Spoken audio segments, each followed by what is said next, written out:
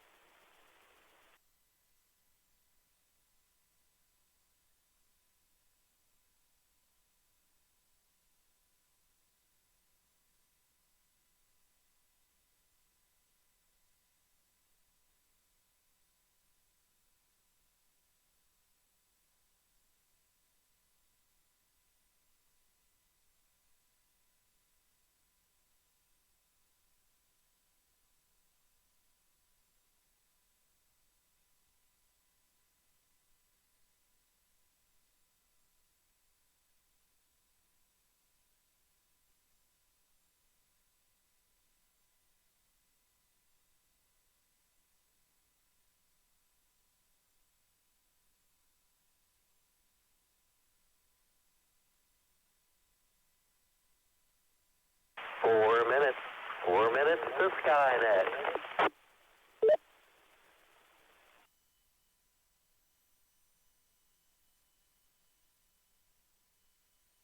This is KF5 JHA.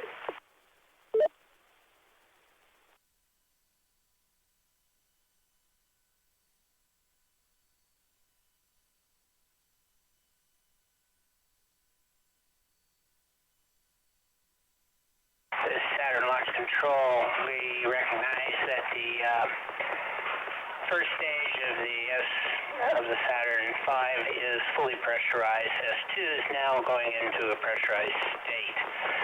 We'll see how this all goes moving forward. This is Saturn Launch Control, KE5I6.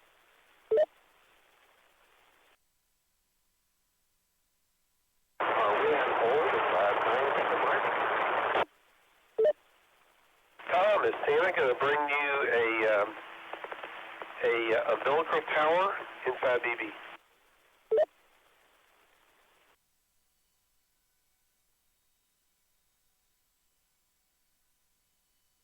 Oh my, yeah, well, I got news for you. That thing is going to be something to build. I have one. Yeah, the LUT, coming soon. This is Saturn Launch Control. Your audio sounded really weird that last transmission.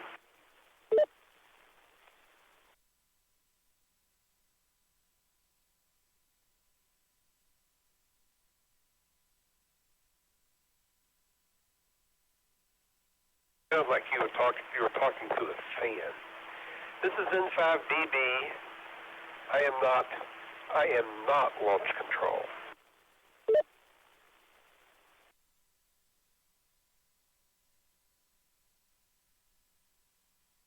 And at launch control, we are at T-minus 2 minutes, then counting.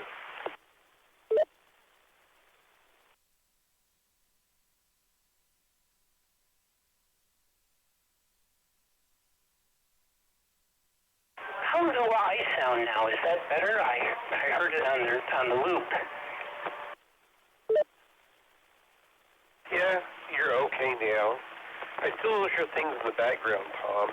It sounds like you're using some kind of speech compression or limiting or something, because anything across the house I can always hear in your microphone. Echoes in the room, Randy with the TV on, you name it.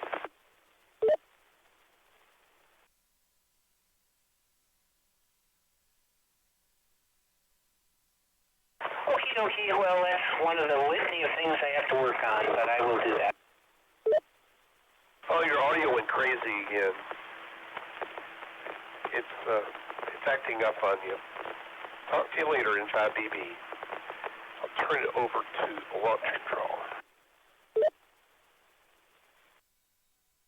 This is Skynet launch control, T-minus 1 minute and counting. Does anyone need to use the repeater before we begin the 9 p.m. Skynet?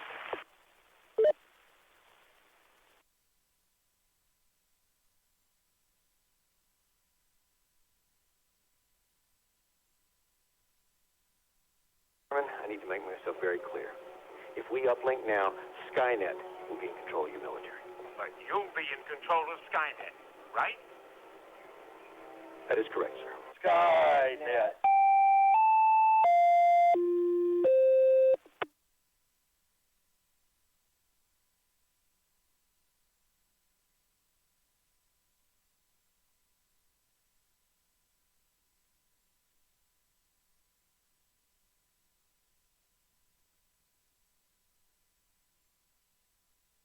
Once again, does anyone need to use a repeater before we begin the 9 p.m. Skynet?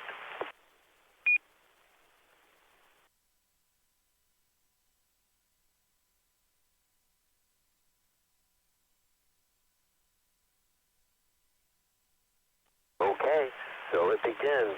This is KF5JHA. My name is Chaz. I'll be your net control for the session of the DARC Skynet. Skynet is a weekly net called every Saturday night at 9 p.m., at least for the last, I think, 8 years, concerning the subject of astronomy. Our purpose is to help amateurs become more familiar with the nighttime sky, daytime sky, astronomy, space history, space exploration, well, and other things too. This net is open to all amateurs interested in this topic or topics, and we encourage your participation, comments, and suggestions for this net. Stations with priority or emergency traffic may enter the net at any time by using the post sign break, and your call sign. Is there any...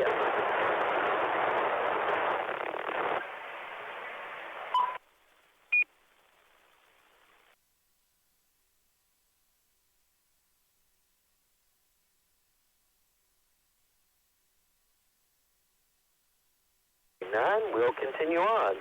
This is a directed net. Please do not transmit without direction from net control. That would be me, Chaz. And stations are reminded to ID with your call sign at the end of your transmission. This weekly net operates on a frequency of 146.880 megahertz with a private line tone of 110.9. Check-ins via Echolink are also possible using the W5FC-R station ID or the Echolink code 37247, and we have several people on Echolink right now. Tonight's topics: astronomy charts, pictures, live audio and video links are available online. Go to w5fc.org right now for the complete list. Remember to tell others about this popular net.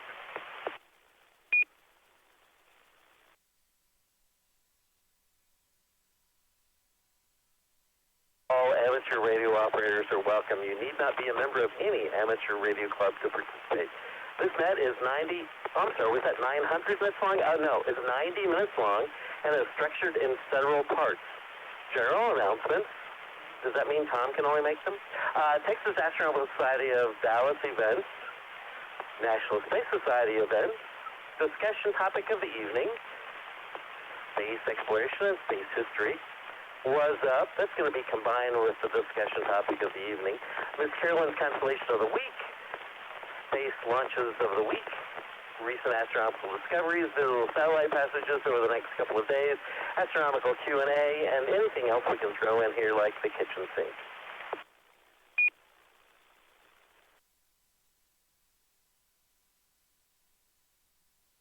Oh, I forgot the goodbye 73 round at the end. All amateurs licensed to transmit on this frequency are invited to check in. All right, let me see. I don't do this very often, so I'm going to ask you for a favor. I'm going to ask you to come only 3 people people at a time. I need your call signs phonetically, slowly, your name and your location. So after the first three people, we'll take a pause. I'll acknowledge those three people, and then we'll go back to the next three people. So before we begin anything else, let's do low power and short time check-ins. Please come now, slowly, phonetically, your call sign, your name, and where you're transmitting from this evening. Thank you.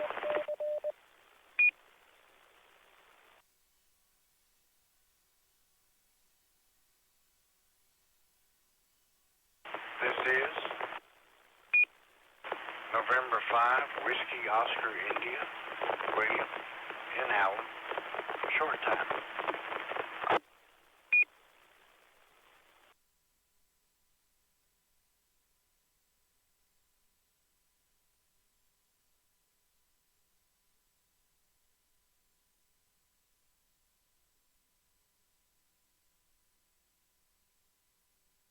Hey, the net recognizes N5WOI. William and Alan, thank you so much. One more time. Do we have any low power or short time check-ins? Please come now with your call sign phonetically, slowly, your name, and where you're transmitting from this evening.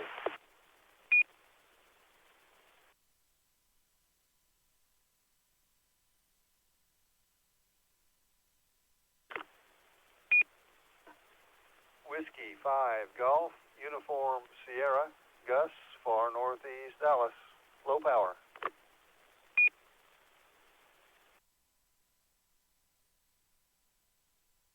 November Tango, Tango Mike, Tony, portable in Dallas.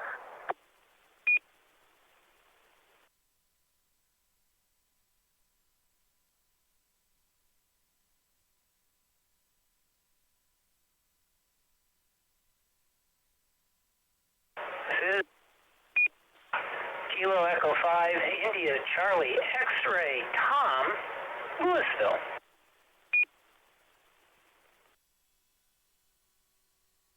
We have a group of three already. That's great. Gus, recognize you, W5GUS in Northeast Dallas. Tony, NT5TM, Dallas, portable. So is the radio carrying you, or are you carrying the radio? Okay. And then KC5ICX. I don't know that guy's name, but we'll just call him Tom for the heck of it. And he's in Louisville, I believe. All right.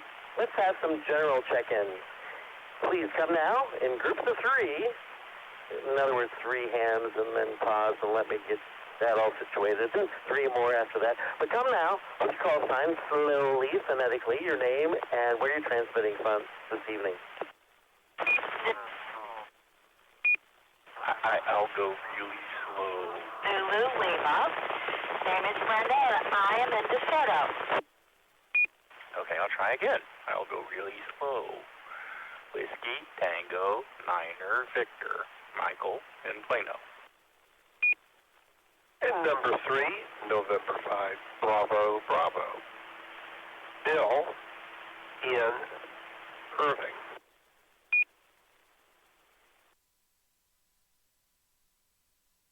I think I've got all three of you in there. That's kind of cool that I could pull out even double. Hey, that's pretty cool. Let's see now. WB5OZL, that would be Brenda in DeSoto. Michael, WT9B, thank you for being very slow, in Plano. And then N5BB, we'll just call him Bill. Okay, we have the next three. Come on, sign into Skynet. We're shooting for 42 people tonight. Kilo Golf 5, Uniform Kilo Uniform, David, Mesquite. Kilo Foxtrot 5, Zulu Bravo Lima, Bill, Farmers Branch.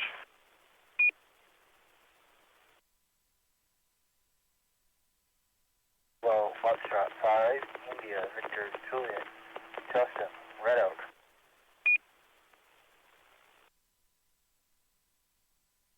Okay, let's stop there. David, I've got you. Bill, I've got you. The last one from Red Oak, I'm sorry, I've missed your name, and I don't have your full call sign. I've KF something and an I and a V. Could you please come back again? Thank you.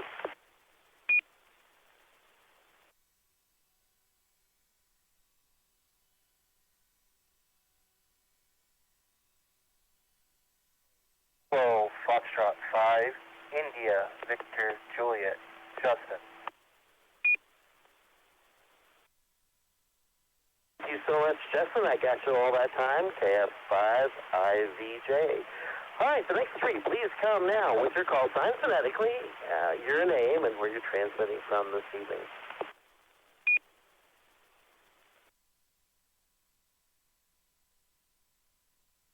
Kilo 5, Juliet, Delta, Whiskey, John, DFW Airport.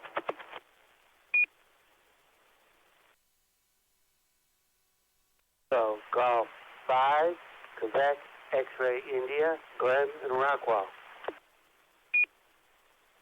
Kilo 5, Golf Lima Delta, Randy, Rowlett. Okay, we've got the next three. We've got John. Hey, you're not in Oklahoma today, but that would be a good place to be with Oklahoma and Oklahoma State playing together this evening. Oh, well. Then we've got Glenn. How you doing this evening, Glenn, from Rockwall? And then we've got Randy. Randy, I don't have your whole call sign. Could you come again, please? Yes, sir. Kilo 5, Golf Lima Delta, K5 GLD.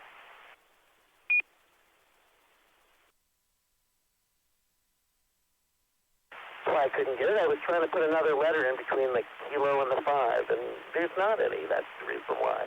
All right, great. All right, three more. Come now. Let's see if we can get up to 42 tonight. I'm hoping for it, yeah. 5 Lima, Golf X-Ray, Clark in Denton.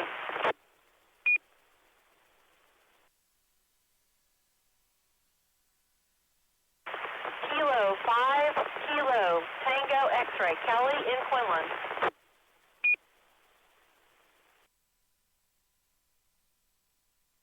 Kilo 5, Alpha, November, Papa, Allen in Dallas.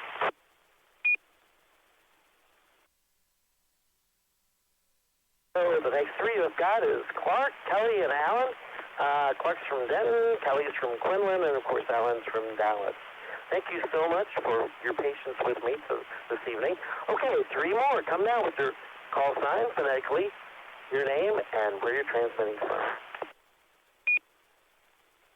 Kilo Juliet 7, Foxtrot Papa Whiskey, Rich, Ovilla, Texas. Kilo Golf 5, Papa, Mike, Richardson.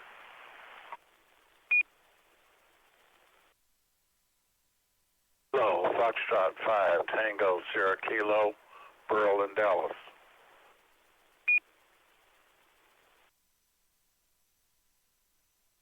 That's wonderful. Pearl, I've got you down here. Mike and Rick. That's wonderful. Okay, we've got three more coming this way, I hope. We're up to we're up to 19 people. So, come now with your call sign, phonetically, your name, and where you're transmitting from this evening.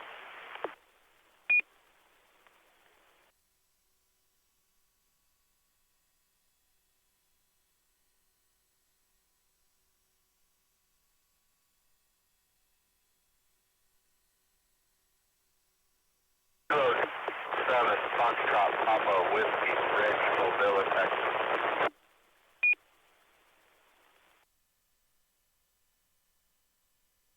Rich, thank you so much. I did get you on the last round. I appreciate that so much. Okay, so let's go ahead and go to Echolink. Come now with your call sign if you want to sign in via voice. You're welcome to do so, but I'm checking the chat window as well. So come now with your call sign. I'll give you plenty of time to check in over Echolink if you would like to do so. Come now.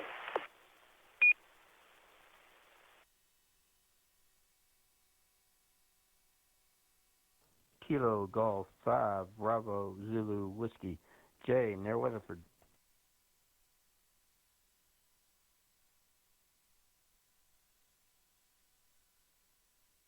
This is Kilo Foxtrot 5, Papa Delta Sierra, Billy and Sherman.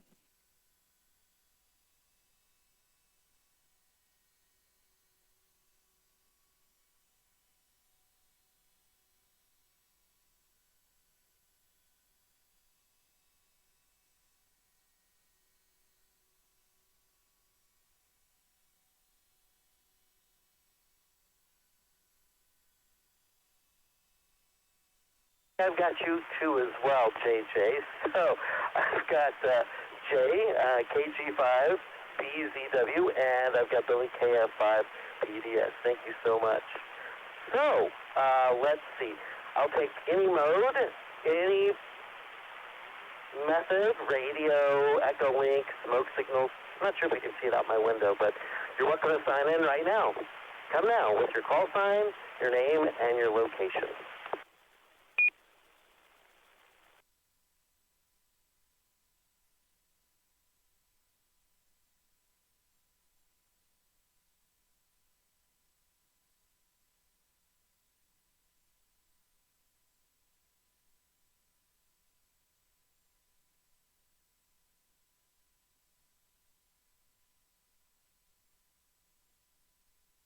It's a good, healthy check-in, 21 people so far, so that's pretty good. Do we have any general announcements for this evening's net? It can be ham, astronomical, space, or general interest to licensed hams. If you have an announcement, come now with your call sign. Kilo Golf 5 Papa.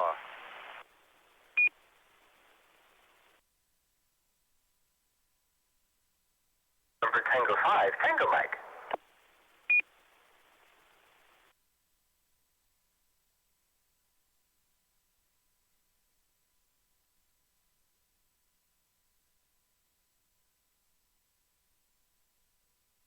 G5P, Mike, you're first on the list.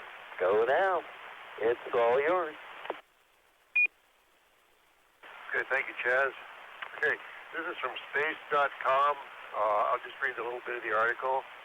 But today is a key day in astronomy history because 55 years ago today, on November 30th, 1954, Ann Hodges was sitting on her sofa in her Alabama home when a 4.5 billion year old meteorite crashed through the ceiling and struck her.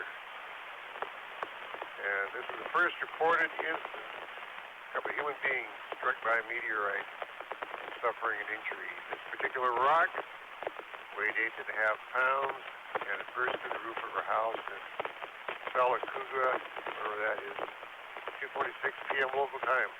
Bounced it off a radio console before striking her. It turned out to be half of a larger rock that split into two as it fell. The piece that didn't hit Hodges landed a few miles away and is now in the Smithsonian's National Museum of Natural History.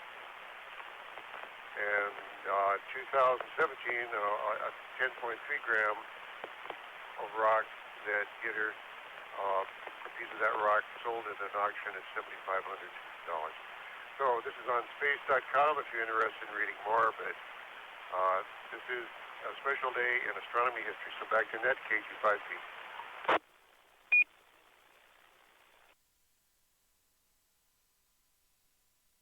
Thank you, Mike. Some might disagree with you. Sodom and Gomorrah, fire and brimstone, but okay. That might have been an earlier incident. So, hey, Tony, it's your turn. What do you have as an announcement for us? Come now, NT5 PM.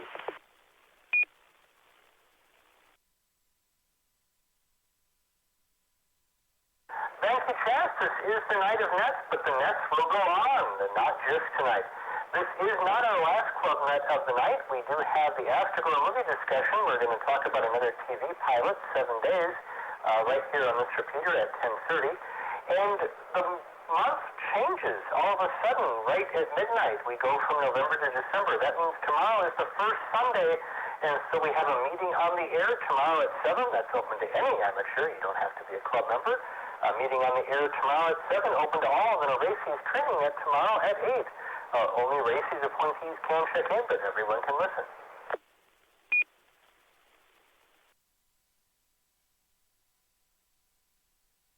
We'll have a Ham Fixins Net Monday at 7, and a meeting Tuesday at 7. Did I say meeting on the air? No, I didn't, because this meeting is in person. The Dallas Amateur Radio Club's December meeting is an old tradition. We meet at the Dallas Medical Center's northeast corner of Web Chapel and LBJ, and we bring pizza or sides that go with pizza because this is the annual pizza party. And then, in case one party isn't enough, our annual dinner, our annual winter dinner will be this Thursday at 7 p.m. And there are more at Spring Creek Barbecue in Addison, I believe. And there are more details, of course, at w5sc.org. So, lots of nets tonight, more nets tomorrow, and then on Monday, and then meetings in person on Tuesday and Thursday. But wait, there's more.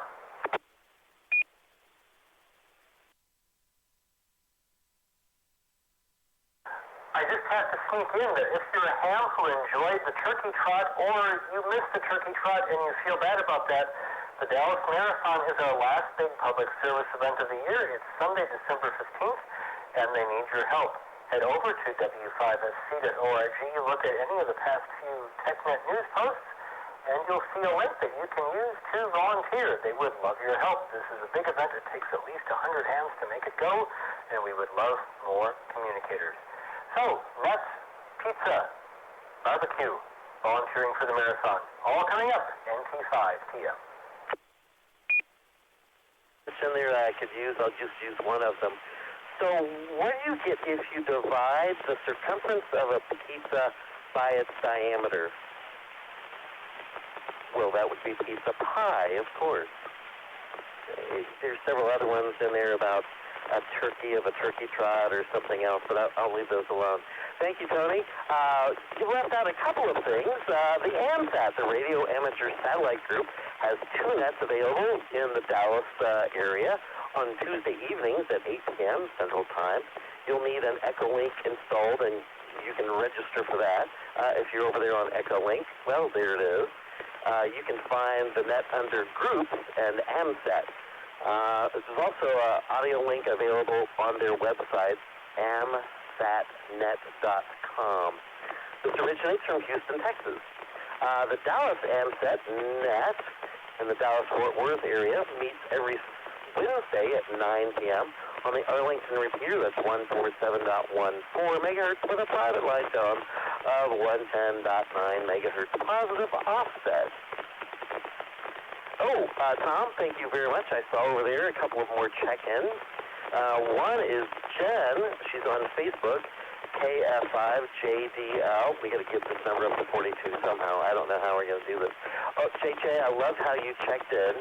You did it phonetically on Echolink, and then you said you were from Insane. Okay, I'll let everyone else know about that. We have to, coordinate these things from Echolink to, well, okay. The next part, we've already talked about the nets, and of course we have another net that's going on. We had one earlier this evening at 6:30. That was the ARRL traffic net. That happens every night at 6:30 on this repeater. And we have another net after this one. Yeah, we had TechNet too. That was earlier. But that's over. That was from 7 until 8. But we have tonight's Afterglow at 10:30, right after Skynet. I think I'm going to call on KE5ICX for a summary. I think he's the one that's going to give the summary tonight. Can you help me out, Tom? So that's yours.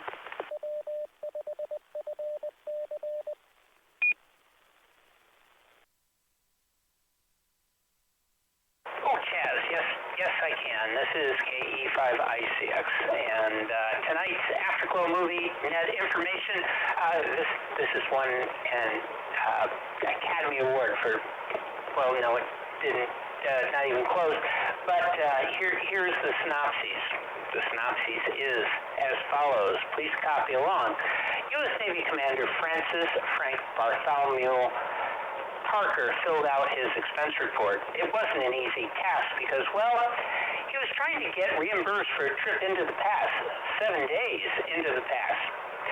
I'm glad I don't have to go into the same past more than once. Oh man, claiming the same hotel twice in the same week, even though I paid for it twice, would be really difficult.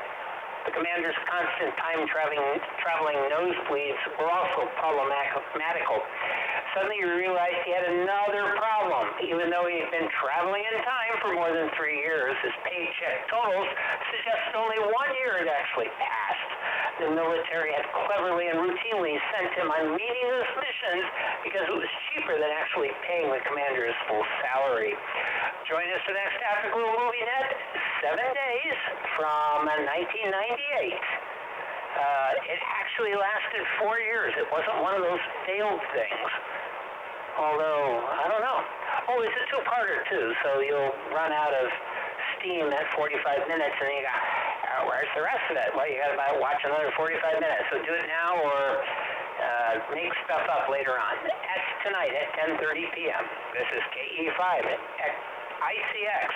Back to time travel control.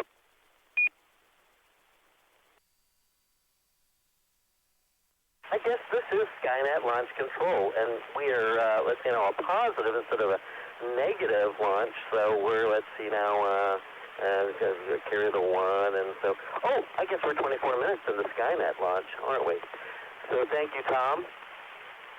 Let's see now, what else do we have to do this evening? Oh, hey, I have a question. Are there any other people out there that would like to check in to Skynet? Come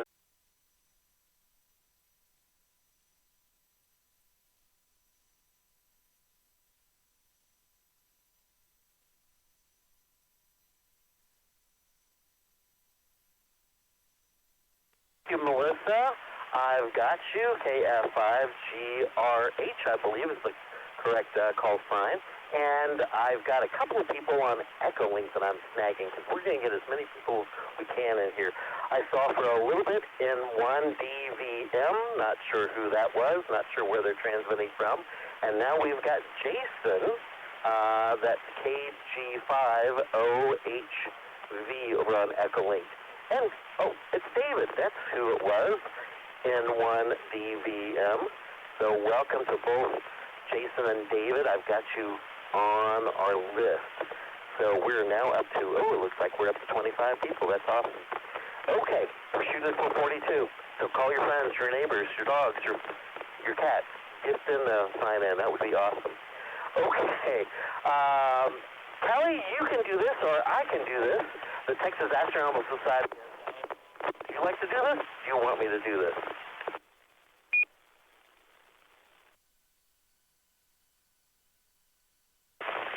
Chaz, this is K5KTX. I can do that. If you would like for me to, I'll just go ahead so that you can take a breather there for a minute.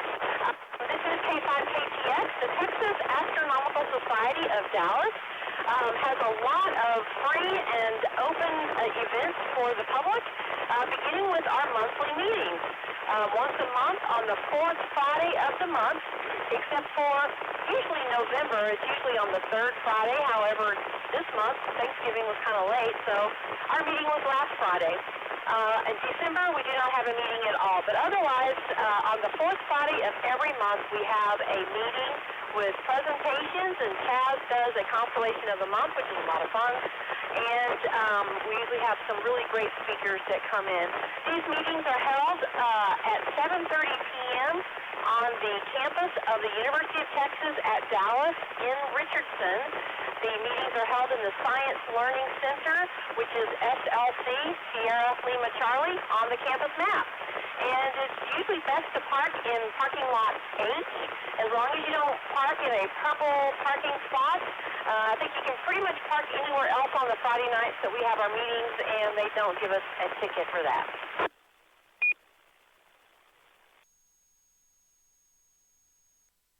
Now, the meetings do start at 7:30 p.m., but most months at 7 p.m. we'll have something going on, either in a beginning astronomy class or a introduction for new members who would like to learn about the club and about our dark side up in Atoka, Oklahoma.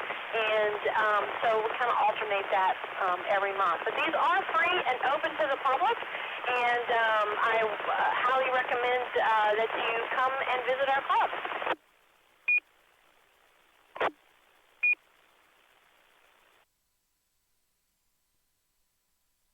Also, somewhere in the Metroplex, we will have a star party going on. And I will start with the first Saturday evening. These are all Saturday evenings. The first Saturday of the month is usually at Spring Park in Garland. Second Saturday is at Frisco Commons Park in Frisco. Third Saturday, J.W. Williams Park in Cedar Hills, which is a really nice southern Dallas location. And the fourth Saturday is Lakeshore Stars on the Rock in Rockwall. I apologize. I have been on the road since 6 o'clock this morning, and I forgot to look at the calendar to see if we had anything tonight, but I guess either Chaz or maybe Glenn, if he's still on the net, can tell us. But these will start about sunset. Sometimes they will start a little bit earlier with some solar observing, just depending on the weather. So you can always go to our calendar at texasastro.org. That's texasastro.org. Click on the calendar link up at the top, and you can get information and directions to all of our events. And our telescope, our Star Party events are a great place to learn about different types of telescopes since it is Christmas season. Don't buy a department store telescope. You probably, if you want to enjoy the hobby of astronomy, you probably want to take a look at something else. So come to our Star Parties and you can see all kinds of equipment. The owners of those love to talk about their different telescopes and eyepieces and such. So again, go to texasastro.org, and we hope to see you at one of our events. This is K5KTX. I will turn it back over to Chaz, see if he can tell us if there was an event this evening.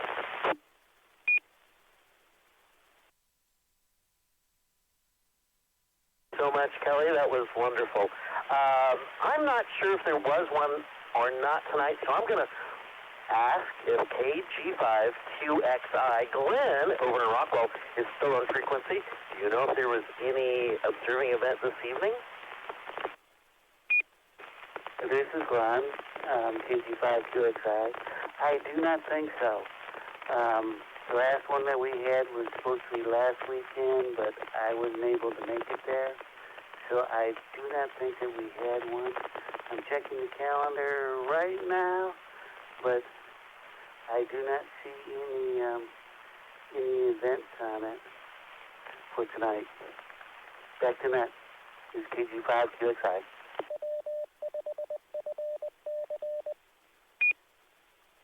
Thank you, Glenn. I checked the calendar earlier and didn't see anything on there as well, and I couldn't remember from the last meeting if there was something scheduled. Probably not because of the holiday that's happening right now. Some people had 4 days off from work, and some people had to work overtime because of lots of sales yesterday and today. So, let me see. I'm going to ask if there's anybody out there that has done any observing over the last, well, it would be 1 day, because over the last week, the only time it's been clear is this evening. So, is there anyone out there that's seen anything that they'd like to report on right now? This is KF5, JHA, and this is Skynet, but if you have a report, come now with your call sign.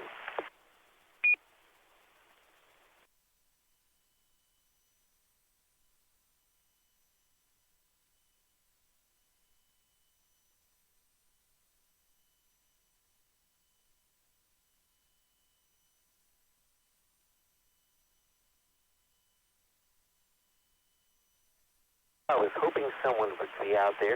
At 6 o'clock this evening, I happened to go out. That was after a couple of football games I've been watching and also feeding a cat. His name is Bob. Bobcat. Even my cat has a joke in his name. Isn't that funny? And right now he's meowing at the door. I've already fed him twice tonight. I don't know what he's doing. Anyway, but tonight I went out at 6 o'clock, looked out, and I got to see 4 things all in a row. Jupiter was low in the sky, then above that was the really bright Venus, above that was Saturn, and above that, a little bit off to the left, was the moon. So all 4 of those objects were in the evening sky. I just stared out there and looked at it for quite some time. Just with my 2 eyes. Didn't even pull out a pair of binoculars, which I could have done just a few feet away from me.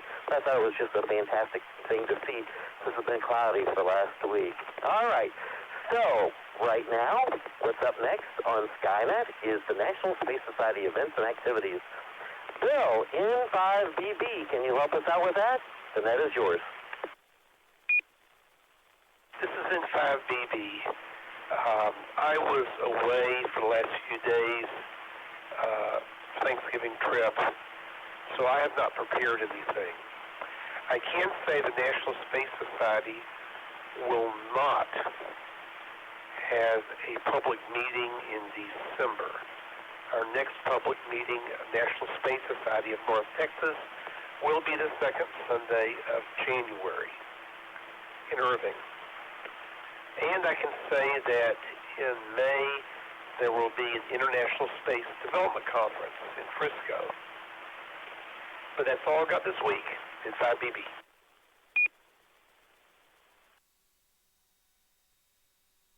Thank you, Bill. I just looked up on the calendar. January 12th, I believe, is the next date then for the National Space Society meeting.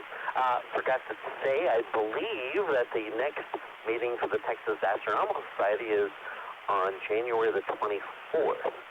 So those are the two meetings you might want to go to. All right. We're up to the discussion topic of the evening, and I've merged two things together. So for all of you affiliates out there, we're rearranging the script a little bit. We're going to do Was Up now. I know that was lower in the script, but it gets bumped up to position number 4 in the script. And then right after that, it's a cousin to it, the discussion topic of the evening at that point, too. So, all right, are you ready? Give me a moment.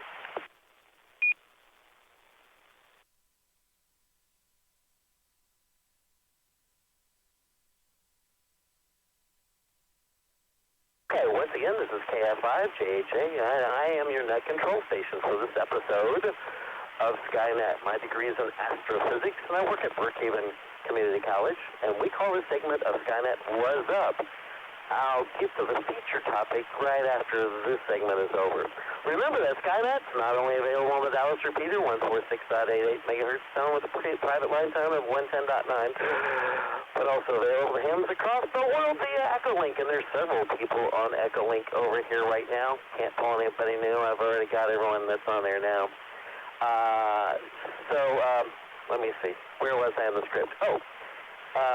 And most weeks, Skynet also has a video component, too. You can find the video links at w5fc.org website. So, using radio, Echolink, and video, I see that Skynet is in 3D. But our friend Tony, NT5TM, says we're in 4D because we're using the dimension of time. By the way, what goes on in the chat window of Echolink, I have been missing it. I have no idea what's on over there. It may not have anything to do with what we're talking about on the radio, and might not be what's going on the video as well. So to get the full 3D, or rather 4D version of Skynet, you must be monitoring all three areas in the same time.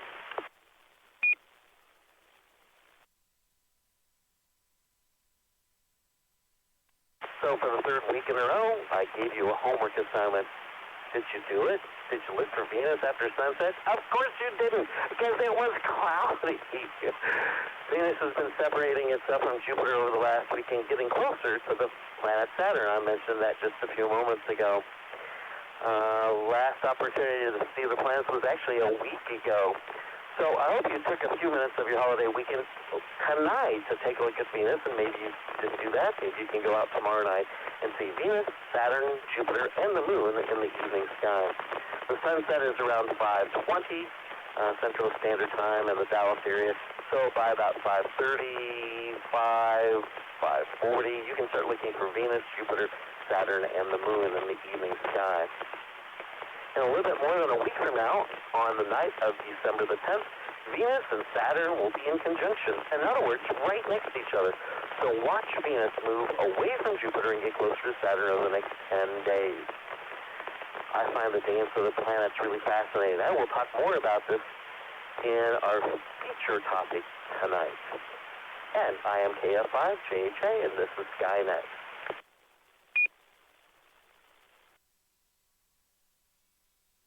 Now, going outside tonight, right now, since it is clear, look in the western sky, you can still see the summer triangle.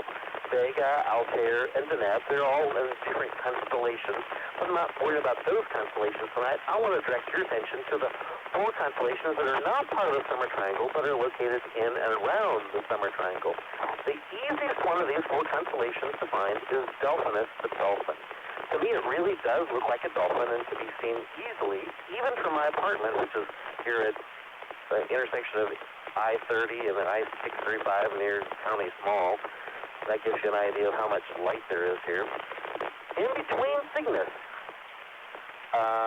you can see, let's see now, Cygnus the eagle, Cygnus the swan, and Apollo the eagle. You can find two more faint constellations, Sagitta the arrow, and Vulpecula the little fox. While Sagitta, or Sagitta, does look like an arrow, Vulpecula doesn't look like a little fox. It looks like two stars with a line in between them. I am convinced that some of the constellations don't look like what they're named after, but rather they only represent their namesake. Aquilus is further south of these three constellations. It's supposed to be, well, it's a handful of stars that represent a pony. Now, on Thanksgiving, I was talking to the grandfather of Skynet, Tom General, during Turkey Trot on Thanksgiving, and asked him if I was net control this weekend, and he said definitely yes. But I told him, what if I yelled too much during the football game between the Ohio State University and that land up north, I can't say their name, and I became a pony. And he said, what, a pony? And I said, Tom, a pony, a little horse. Brenda was there, and neither of them laughed at that joke.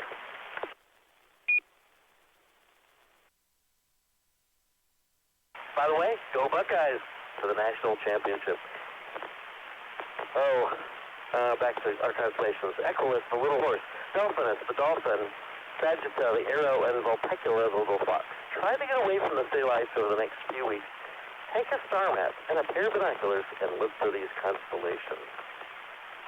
The moon was at its new phase on November the 26th. The moon is at a waxing crescent phase. The moon will be at its first quarter phase on December the 4th.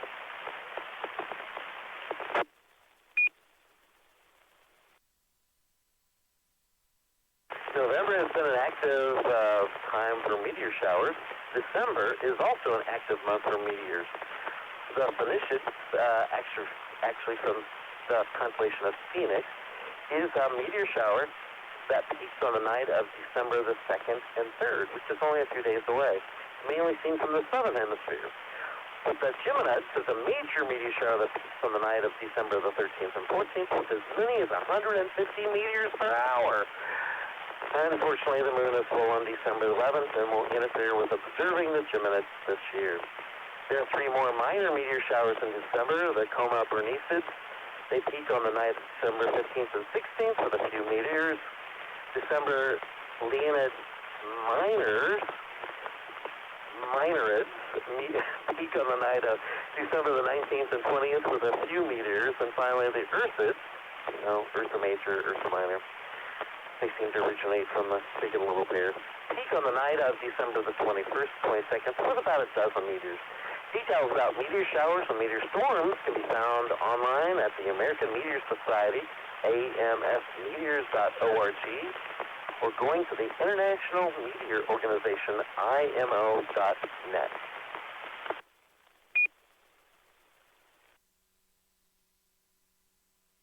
So before I go on to our feature event for the evening, I have a question for all of you out there. What's the difference between a pirate and a cranberry farmer? I don't think I did this one in the air. I may have done this on Echolink.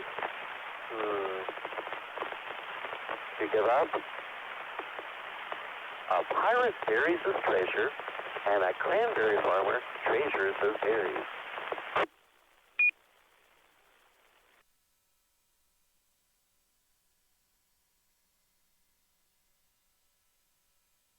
Let me have net control for the night. It's not my fault. Okay, the feature for tonight is the year 2020 Astronomical Events Overview. There are lots of interesting events that occur in the year 2020, but we should see all of these more clearly next year since it is the year 2020. Remember, it's not my fault. Somebody said I could do net control tonight. So let's talk about eclipses at first. A solar eclipse is when the moon blocks the light from the sun. In 2020, there are 2 solar eclipses, an annular solar eclipse on June the 21st, a total solar eclipse on December the 14th. Both of these solar eclipses will not be visible from Dallas. As lunar eclipses, when the moon moves into the Earth's shadow. For the year 2020, there are 4 lunar eclipses. All of these lunar eclipses are penumbral lunar eclipses.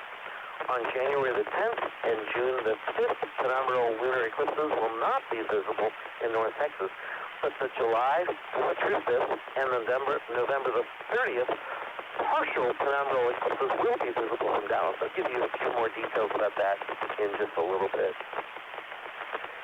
So there are 2 parts of the Earth's shadow. The umbra is the darker part of the Earth's shadow, and the umbra is where none of the direct light from the sun will reach that part of the shadow. A total lunar eclipse is when the moon travels completely into the umbral shadow. A partial lunar eclipse is when the moon only travels partway into the umbral shadow. The penumbra is the part of the Earth's shadow where only part of the sun is being blocked by the Earth. When the moon is inside the penumbral shadow, the moon is just dimmed in brightness a little. It's hard to see most of the penumbral eclipses. A partial penumbral eclipse is when the moon only travels partway into the umbral shadow. So, on July the 4th, the night of July the 4th and the 5th, we do have a partial penumbral lunar eclipse. The moon enters penumbral shadow at about 10:07 p.m. Central Daylight Time. The middle of the eclipse is about 11:30. The moon leaves the penumbral shadow at 12:52 a.m. That would be on July the 5th, and the eclipse ends. The details of November the 30th, partial penumbral eclipses. The moon enters the penumbra at 1:32 a.m. That's after midnight. Difficult to see. At 3:43, about 83% of the moon is in the penumbral shadow. You might see some dimming on one edge of the moon. Then by 5:53 a.m. Central Standard Time, the eclipse will end and the moon is out of the penumbral shadow.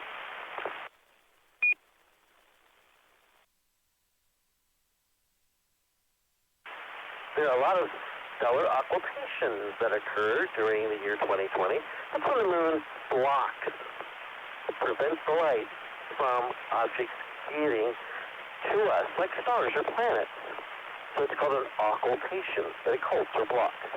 The moon will occult lots of stars, and I'll have the details in each issue of the Spectrum newsletter. That's the Texas Astronomical Society of Dallas newsletter. And you can just get to that by going to texasastro.org. Click on the link that says Spectrum Newsletter, and you can sit there and read the current issue. But more of general interest, rather than just looking at random stars being blocked on the moon, is when the moon goes through its denser star field. The moon will block some of the stars of the Hyades. That's the face of Taurus Bull, the star cluster, on these following dates. February the 3rd and 4th, from about dark until after midnight on the 4th. On April the 25th, from about dark for a couple of hours. And then on June the 19th, briefly before sunrise. And Venus will just be above the moon and the Hyades on that morning as well.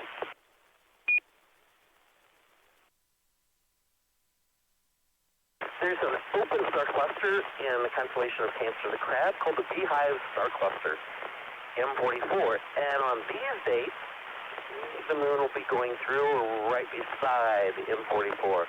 On February the 8th, the full moon will briefly go through it until dawn happens. That would be the early morning sky. And on April 3rd, from about 3 a.m. until 5 a.m., the moon skims by M44.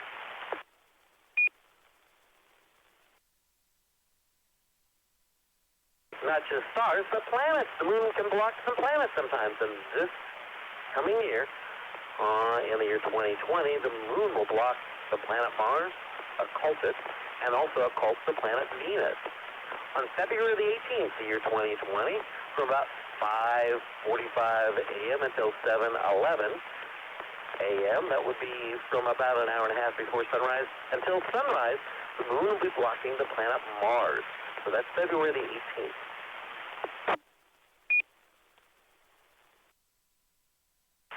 On December the 12th, this is a daytime event.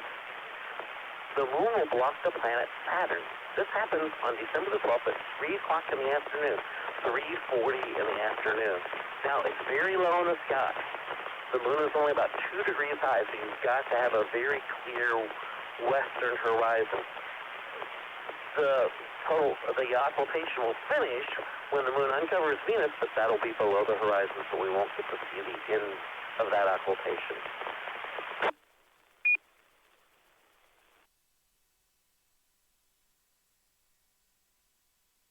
So, over the course of the year 2020, I found about 4 dozen events of planets and the moon getting close together. We call them conjunctions or close encounters. But I only want to highlight a few of them for you right now. On January the 20th, Mars, the moon, and Antares will be in the morning sky, all clustered together. A couple of days later, Jupiter, Saturn, and the moon will be all close together. Let's see, now on February the 18th, the planet Mars and the moon, I already talked about this, will be very close together, and the moon will halt the planet Mars. On March the 18th, Mars, Jupiter, and the moon will be together. And I've got a picture, I hope it's coming up on the video. On March the 25th and 26th, Saturn, Mars, Jupiter are all together in the morning sky. So that'll be interesting. On April the 3rd, Venus and the Pleiades, the star cluster in Taurus, Venus will be in the middle of it. That'll be interesting. May the 23rd, Mercury, Venus, and the moon will be together in the sky. July the 8th, Venus and the Hyades, again, that's the base of Taurus, will be next to each other in the morning sky. On August the 8th and 9th, Mercury will be beside, again, M44, just before sunrise. Oh, this is a good one. It's Spica. The planet Mercury and the moon will all be clustered together on September the 18th.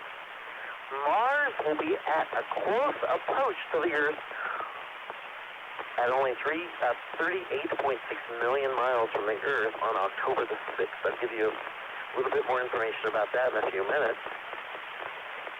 This will probably draw a lot of news media attention on November the 13th. Venus, Spica, the moon, and Mercury will all be together in the early morning sky. I've got a couple more like that as well. December the 20th, Jupiter and Saturn will appear as one object to the naked, unaided eyes. You can look out there, and it'll look like one object, but it's actually the planet Jupiter and Saturn. If you look through a telescope at them, they'll appear in the same field of view. You'll be able to see the moons of Jupiter, the moons of Saturn, and Jupiter and Saturn all in the same field of the telescope. This will probably draw a lot more than just attention, but it might have some people predicting the end of the world. I've seen so many of those predictions, and yet we're still here, aren't we? One preview that's going to skip into the year after that, the year 2021, will be a significant thing as well. Mercury, Jupiter, Saturn on January the 10th, the year 2021, will be all together in the sky, and that's called a triple conjunction. That doesn't happen very often.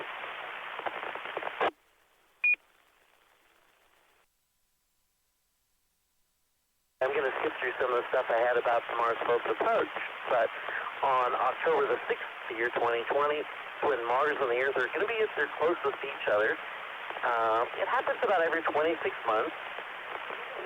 Of course, last year was the closest they'll be during the rest of our lifetime.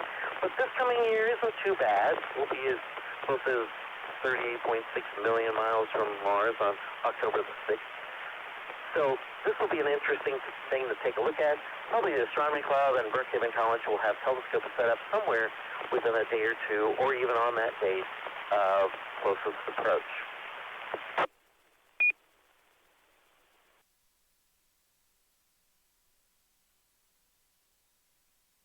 I always like to talk about meteor showers, and we have several meteor showers that are major ones throughout the year.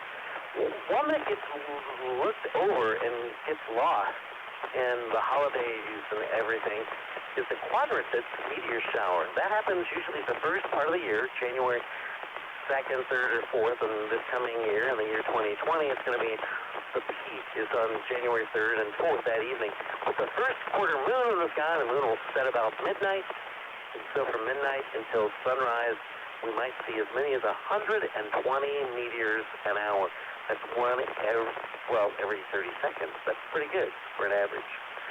The Lyrids happen in April, on April 21st, 22nd, with up to 90 meteors an hour. The Eta Aquarids happen in May, early part of May, May the 6th and 7th. They have about 40 meteors an hour. Delta Aquarid meteor shower usually doesn't have too many of them. That's July 29th and 30th. The Perseus is one of the famous ones because it's in the middle of the summer for us here in the Northern Hemisphere. August the 11th and 12th. It's only a crescent moon in the sky. You can see as many as 100 meteors in an hour. The Orionids happen in October with about a couple dozen meteors. It's October the 21st and 22nd.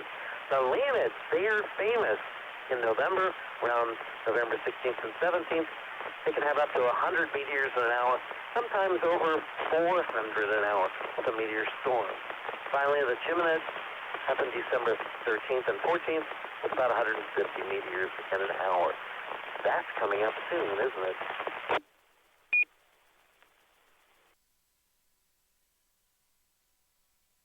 There are so many other events and things that happen in the sky. Occultation of stars by asteroids, comets, fireballs, satellites, aurora, and sunspots are much harder to do predictions of.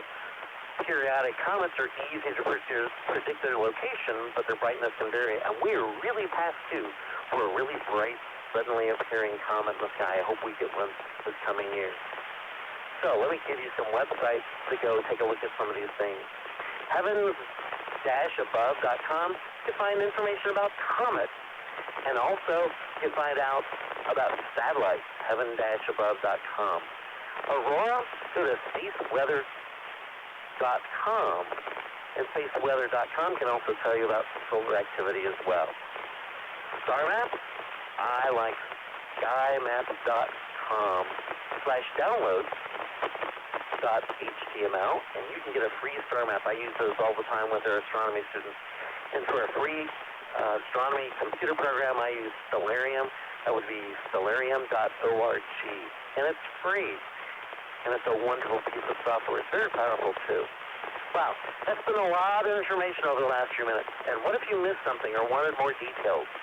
This information, this overview or preview of the astronomical events, will be appearing in the December 2019 issue of the Spectrum newsletter. That's the newsletter for the Texas Astronomical Society of Dallas. You can see this newsletter for free at texasastro.org. Right now, the November issue is there, but the December issue should be there about mid-December. And this is KF5JJ, and this is Skynet.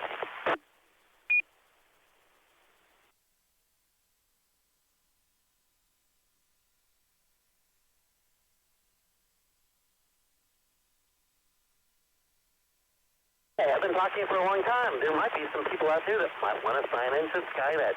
If you'd like to join us for Skynet this evening, please come down slowly with your call sign phonetically and your name and your location you're transmitting from. Come now if you'd like to join us for Skynet.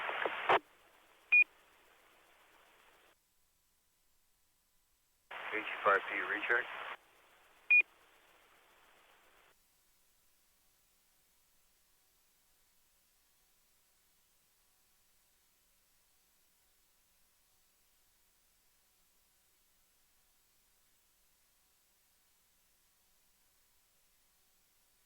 Okay, Mike, I guess you're in. Go ahead. Oh, yes, very interesting talk, Chaz. I definitely will get your list of stuff to look for. But I did have a question. Are you taking questions now? Sure, I'll take questions anytime. Go ahead, Mike. All right, the question is, how many ears does Captain Kirk have? How many ears does Captain Kirk have? Oh, Mike, you're not going to like me? He has 3. a left ear, a right ear, and the final front ear. That's absolutely right. We might be using the same material here, Chaz. That's twice in a row that you've gotten it. So have another cigar on me, KG5P. Okay, I think it's time for Kelly. I think, Kelly, you're up for space exploration and space history. I think it's yours. Then that's all yours, Kelly.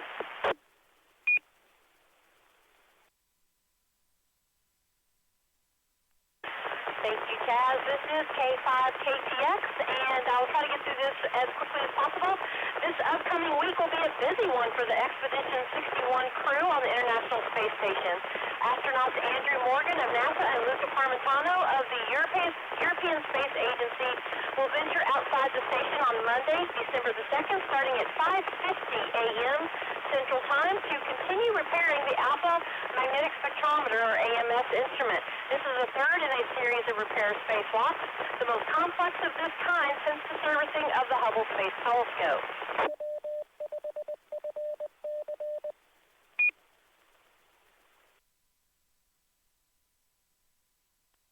Also, NASA commercial cargo provider SpaceX is targeting a 12:51 p.m. Central Wednesday, December the 4th for the launch of its 19th resupply mission to the International Space Station under contract with the agency.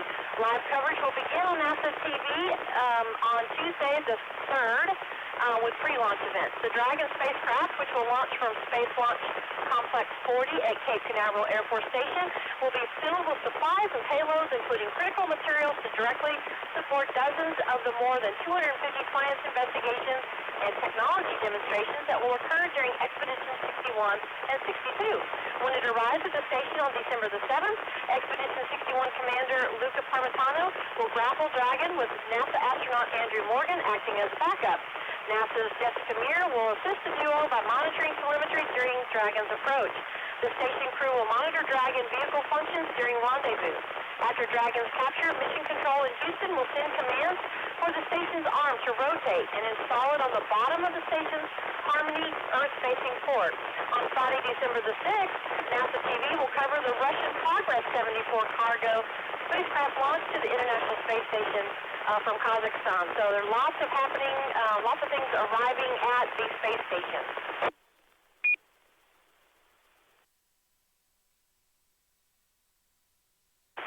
Also this week, coming out in a story on NASA.gov was that about Mars, dust storms are common on Mars, but every decade or so, something unpredictable happens. A series of runaway storms breaks out, covering the entire planet in the dusty haze.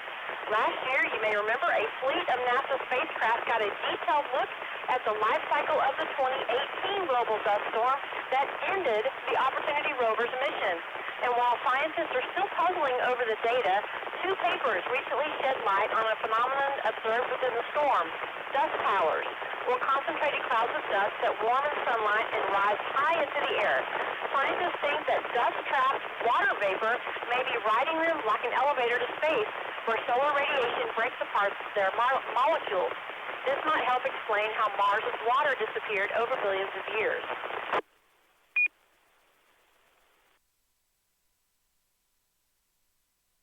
Dust towers are massive, churning clouds that are denser and climb much higher than the normal background dust in the thin Martian atmosphere. While they also occur under normal conditions, the towers appear to form in greater numbers during global storms. A tower starts at the planet's surface as an area of rapidly lifted dust about as wide as the state of Rhode Island. By the time a tower reaches a height of 50 miles, as seen during the 2018 global dust storm, it may be as wide as Nevada. As the tower decays, it can form a layer of dust 35 miles above the surface that can be wider than the continental United States. The recent findings on dust towers come courtesy of NASA's Mars Reconnaissance Orbiter, which is led by the Jet Propulsion Laboratory. Though global dust storms close the planet's surface, MRO can use its sensing Mars Climate Sounder instrument to peer through the haze. The instrument is designed specifically for measuring dust levels. Its data, coupled with images from a camera aboard the orbiter called the Mars Context Imagers, or MARCI, enabled scientists to detect numerous swelling dust towers.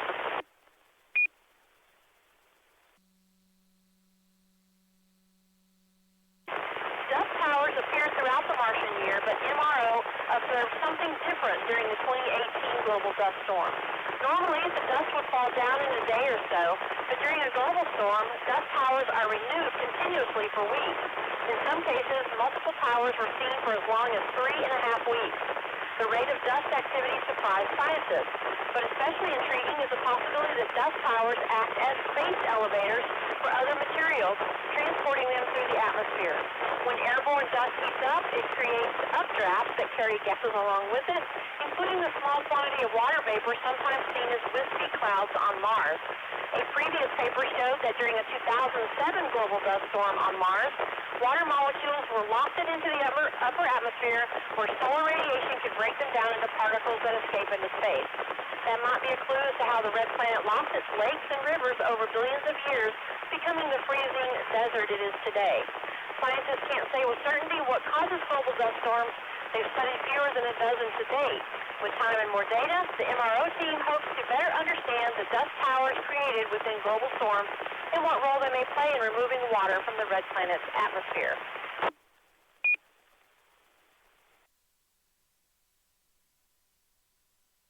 In space history this week, beginning with November the 24th, back in 1969, the crew of Apollo 12 successfully splashed down in the Pacific Ocean. The crew of 3, Pete Conrad, Dick Gordon, and Alan Bean, spent 10 days away from Earth, a day and a half of which Conrad and Bean spent on the surface of the moon. With them in the capsule as splashed down, the astronauts had more than 30 kilograms of lunar material, including rocks, soil samples, and drill cores from the surface. Most of these samples were basalts that had formed on the lunar surface more than 3 billion years ago. The samples from Apollo 12 differed enough in age and composition from those of the Apollo 11 site for scientists to determine that the moon had melted and cooled at different rates during its formation. The samples, now stored at the Lunar Sample Facility Laboratory at the Johnson Space Flight Center, have proved invaluable in broadening our understanding of the moon's formation and geological history.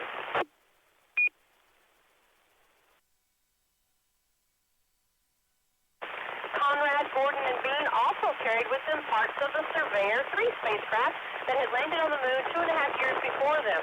This is the only robotic spacecraft that has been visited at its landing site by humans so far.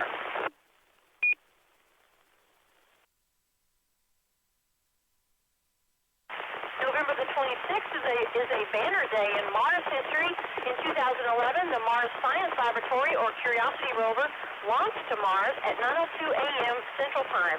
The craft landed safely on Mars August the 6th of 2012.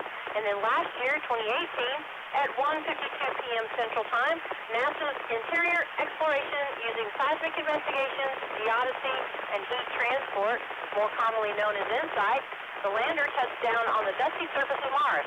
It had been hurtling through space since its launch months earlier on May the 5th, 2018. By the way, the launch window for the Mars 2020 rover begins on July 14th, 2020, and I hope to be one of the people there.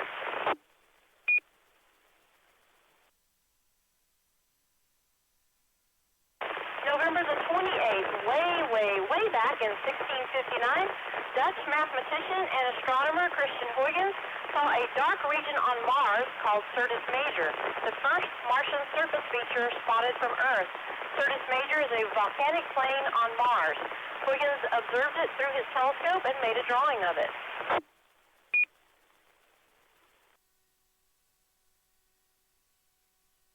Also on November the 28th, back in 1963, just 6 days after President John F. Kennedy's assassination, President Lyndon B. Johnson announced that NASA's Launch Operations Center would be renamed the John F. Kennedy Space Center in honor of the late president. This center on November the 29th, back in 1961, astronaut John Glenn was selected to be the first American sent into Earth orbit. Scott Carpenter was named as the backup. A public announcement wasn't made until early December. Glenn would launch in the Friendship 7 capsule just a few months later on February the 20th, 1962. It was on this Mercury Atlas 6 mission when the automatic system in his craft malfunctioned that Glenn's skills as a pilot would truly be tested. Glenn's ability to successfully maneuver his capsule through its second and third orbits was a true testament to his skill and demeanor. Glenn went on to be a 4-term senator of Ohio and became the oldest person to fly in space when he launched on Space Shuttle STS-95 in 1998. And that's all I've got this evening. This is K5KTX.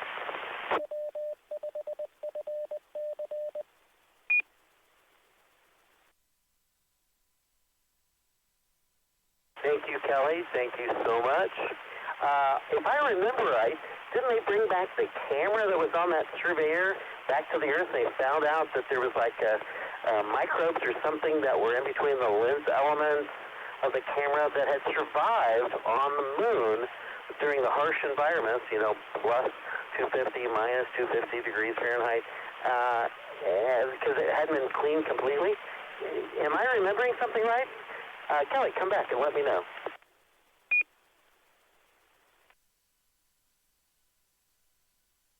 This is K5KTX. That would probably be a better question for Mr. The roll patterns are wrong on the Saturn V rocket general. So you might check with him.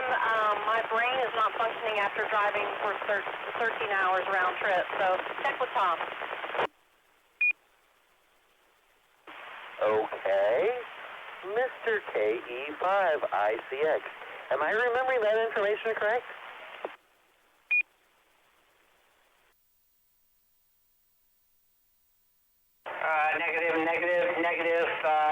No go. Actually, it was the Severe 3 had a scoop that went down and pulled lunar regolith, not soil regolith, from the surface, but it was contaminated when it went to the moon, and they were quite surprised to find that there were microbes that had survived over the 20 months or so that it had sat on the moon. And by the way, that was brought back. Alan Dean cut the thing off of the Severe 3 spacecraft and brought it back to Earth. It is on display at what is it? I'll think of it, Cosmosphere up in Hutchinson, Kansas. It's on display there. You can see the scoop has gone to the moon and back again. Pretty cool stuff. KE5ICX. Update in 5BB. Go ahead, Bill. This is from an article on space.com about the moon microbe mystery. Fast forward to today. A diligent team of researchers is now digging back in historical documents and even located and reviews NASA's archived Apollo Area 16mm film to come clean on this story. There's a dirty little secret that's come to light about clean room etiquette at the time the Surveyor 3 camera was scrutinized after it was brought back from the moon. Quote, the claim that a microbe survived 2.5 years on the moon was flimsy at best, even by the standards of the time, said John Rummel, chairman of the Committee on Space Research, panel on planetary protection. The claim never passed peer review, yet has persisted in the press and on the internet ever since. The Surveyor 3 camera team thought they had detected a microbe that lived on the moon for all those years, but they only detected their own contamination, Rimmel told Space.com. A reading was published in 2011 on Space.com. So, sounds like it's a tall tale that has been straightened out. Inside BB. Well, thank you, Tom, and thank you, Bill, for giving us the scoop on this piece of information. Hey, Mike, it's your turn. KG5E, Miss Carolyn's Constellation of the Month. It's all yours. Chad, thank you. It's KG5P, and tonight, Miss Caroline's constellation of the month is Capricornus. Capricornus for astronomers, for astrologers, it's Capricorn or something, I don't know. Also, Capricorn happens to be one of the zodiac constellations, so I personally don't buy into astrology. I think it's some scientific flummery. But there are people that are born in December and in January under the sign of Capricorn. Now, Capricorn is basically a spring and summer constellation. It resides next to Sagittarius, which is in the area of the Milky Way.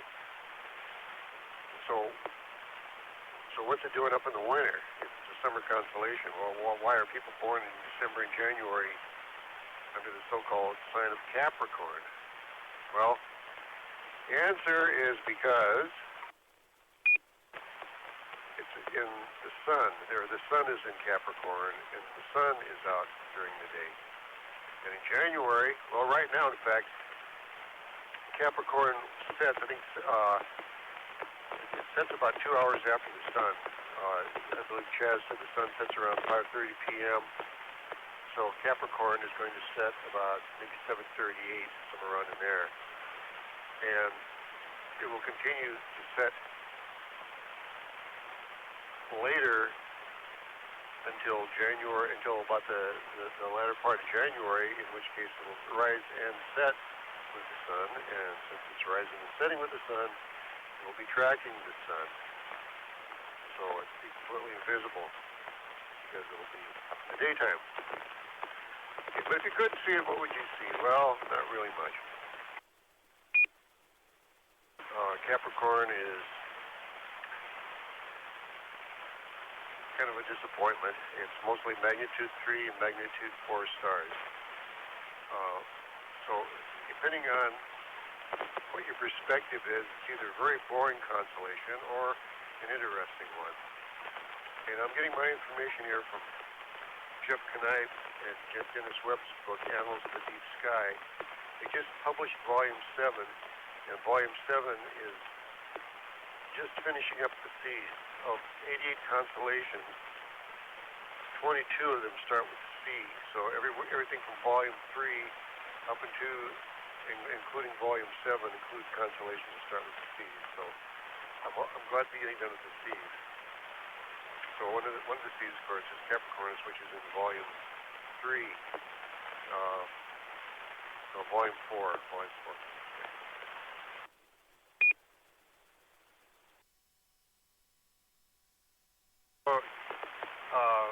Capricorn itself is the so-called sea goat.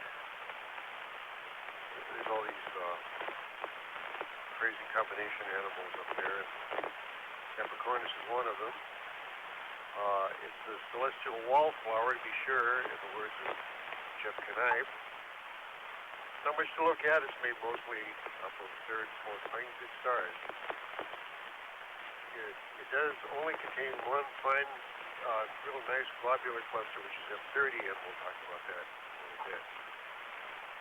The constellation has come down through the ages virtually unaltered in form. Even in the most ancient fiction, Capricornus was shown to be the head and forelegs of a goat and the tail of a fish, the whole of which seems to be swimming westward towards Sagittarius. The Greeks called it Aegis-Steros, the Steros, of course, meaning horn, goat horn, and associated with the god Pan, as you may recall, Pan is like half human from the waist up, goat from the waist down, and he plays this little flute type object. Okay. There are many versions of how Pan transformed himself in such a bizarre hybrid form. According to one astronomy popularizer back in 1833, according to him, Elijah Burritt, Pan and some other deities, including Zeus, Apollo, Aphrodite, and Hermes, were feasting on the banks of the Nile one day when this giant monster Typhon suddenly emerge from the underworld. Okay, typhon is similar to our word typhoon. I guess that's where our word typhoon comes from, but in this case, typhon is only spelled with one O. So this typhon shows up. Okay, Patty had this very loud voice, shouted out a warning, and everybody scattered, skedaddled. Okay, but as they fled, Pan called out that they should hide themselves by assuming different shapes. Pan plunged into the Nile, turning his upper body, which was above the water, into a goat, and his lower body, which is submerged, into a fish. Zeus turned himself into a ram. Apollo, Hermes, and Aphrodite morphed into a crow, an Apis, and a fish, respectively. And in this version, they all escaped. And Zeus, to preserve the memory of the event, transformed the goat into a constellation. Okay. In a slightly different version, when Pan emerges from the river, he discovers that Typhon has torn Zeus's sinews from his hands and feet, and he blows a loud, shrill note on his pipe. This frightens Typhon, and Typhon takes off into the retreat. During Pan's pipe, Hermes rushes to the scene, and together they reattach Zeus's sinews, allowing the god to move again. Okay? Zeus rises and strikes down Typhon with one of his thunderbolts. Okay, to rid the world permanently of Typhon's evil influence, Zeus buries the monster under Mount Etna, which still belches forth his fiery breath to this day. All right, the Latin writers that wrote about this, and the Chaldeans who inhabited southern Mesopotamia, called the wild goat. Okay, because this goat seems to climb higher into the hills as all the goats graze as the sun begins its northward climb to the heavens until it reaches Capricornus. Indeed, Earth's Tropic of Capricorn was so named in antiquity because the southernmost point of the sun's apparent path, the winter solstice, in the northern hemisphere, was that in the constellation. A precession has since shifted this juncture into Sagittarius, but the name is still pronounced the Tropic of Capricorn. The Tropic of Sagittarius just does not have the ring to it. Capricornus precedes a group of constellations that are associated in some way with water. They are well up in the sky by midnight in early September and by 10 o'clock in mid-October, and right now they're setting.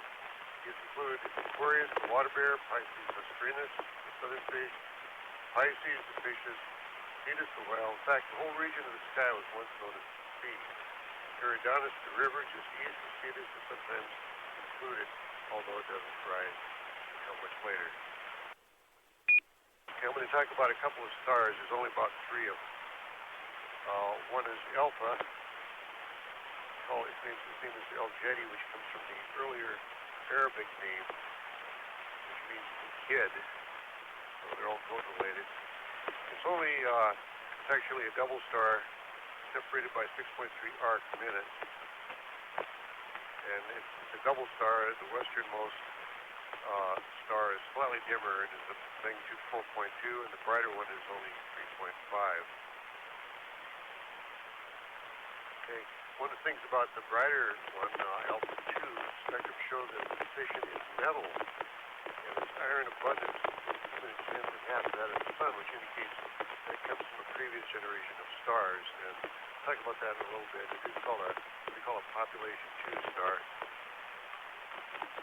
Okay, another bright star, or at least for Capricornus, is Beta, called Dabba, D-A-B-I-H, Dabby, I guess, I don't know. The second brightest star, and its ancient Arabic names, which I'm not going to try to pronounce, first spoke Dabby and El Jedi as the lucky stars of the slaughterer, but its context is lost to history.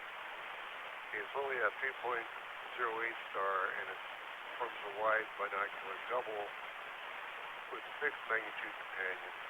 So not too much interesting there. Okay, and then a third star is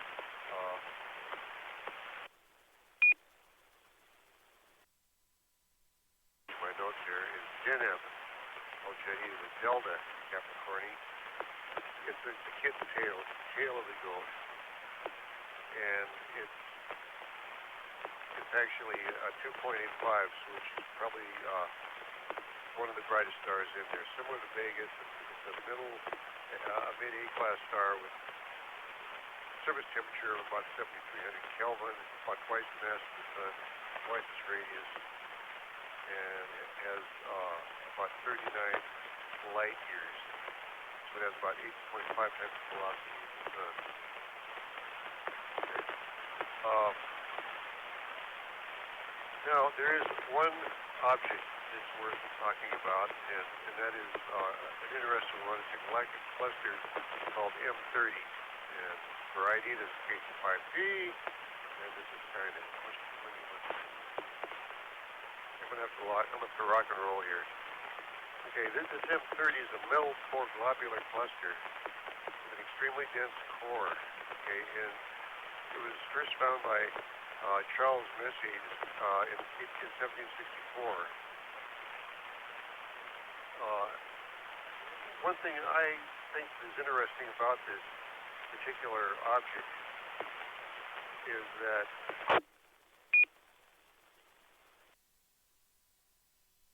it's below the plane of the Milky Way, and it has a very low metal content. In fact, it's among one of the lowest among the galactic clusters. Metals, by the way, are anything other than hydrogen and helium. So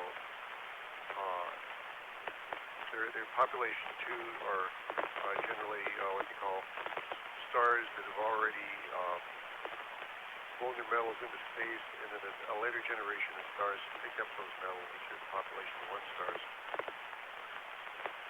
So the Sun, for example, has a metal velocity of 0, and it's a logarithmic scale, so stars with a value of +1 have 10 times the metal velocity of the Sun, and -1 is 1/10. This particular M30s, the stars in M30s, have an average metal velocity of -2, which is about 100 of the abundance of particularly iron in the Sun. So it's extremely metal core, or low metal. Now these population 1 stars tend to congregate in the galaxy's disk, suggesting that this is one of the last parts of the galaxy to form. And in the population 2 stars, the stars metal core ones generally are in the center. It's also believed that M30 is thought to be extragalactic because it was captured by the Milky Way following an encounter with a dwarf satellite in the past.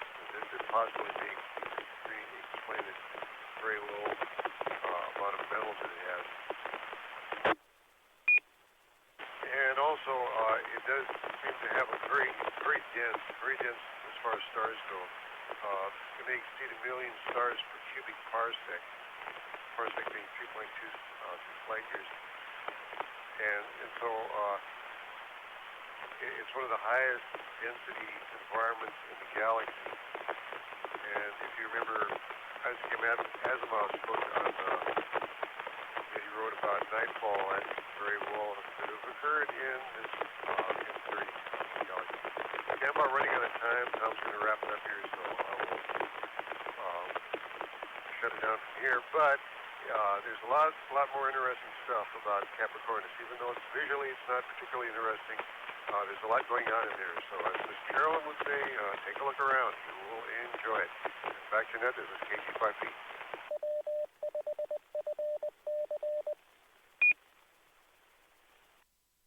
Thank you so much, Mike. I can say something about getting somebody to go that is related to the Constellation, isn't it? Normal state. Okay, so we are close to the end. Tom has suggested that we skip his segment on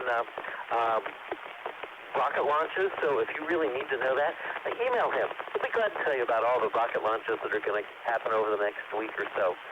Brenda, I'd like you to go ahead and at least give us something from recent astronomical discoveries. Can you do that?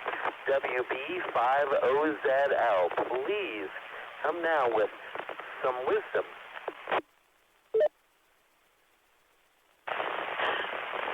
Thank you, Chaz. This is WB50ZL.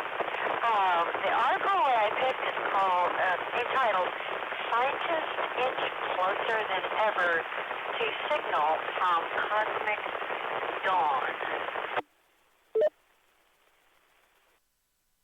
Completely operational, and all my circuits are functioning perfectly. Afterglow Movie Net. About 12 billion years ago, the universe emerged from a great cosmic dark age as the first stars and galaxies lit up. The analysis of data collected by the Murchison Wide Field Array radio telescope, scientists are now closer than ever to detecting the ultra-faint signature of this turning point in cosmic history.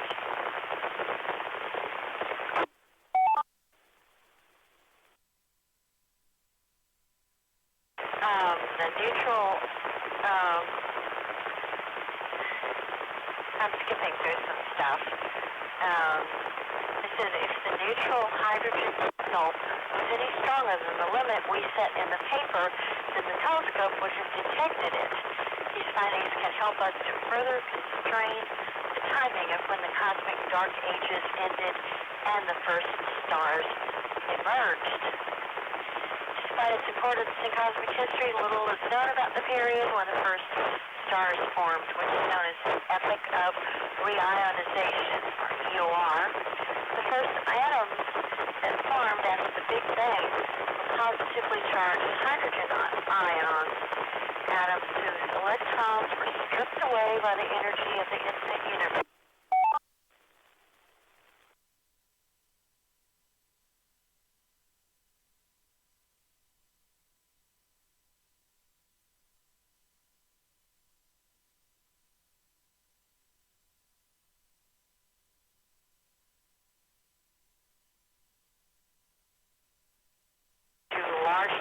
Largely disappear.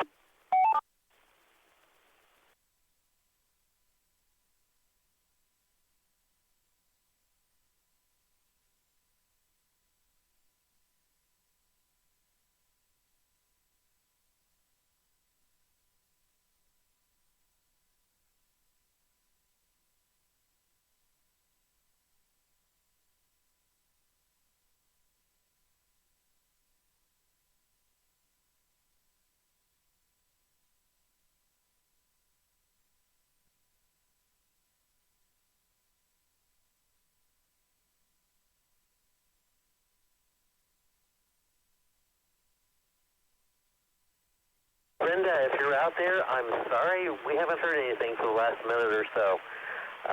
Thank you for what you did put in there, and I'm not sure what's going on with your station. So, tell you what, I'm going to take any last-minute check-ins if you want to do that, to check into Skynet. Come now with your call sign and your name and your location, if you'd like. This is our final call for check-ins to Skynet.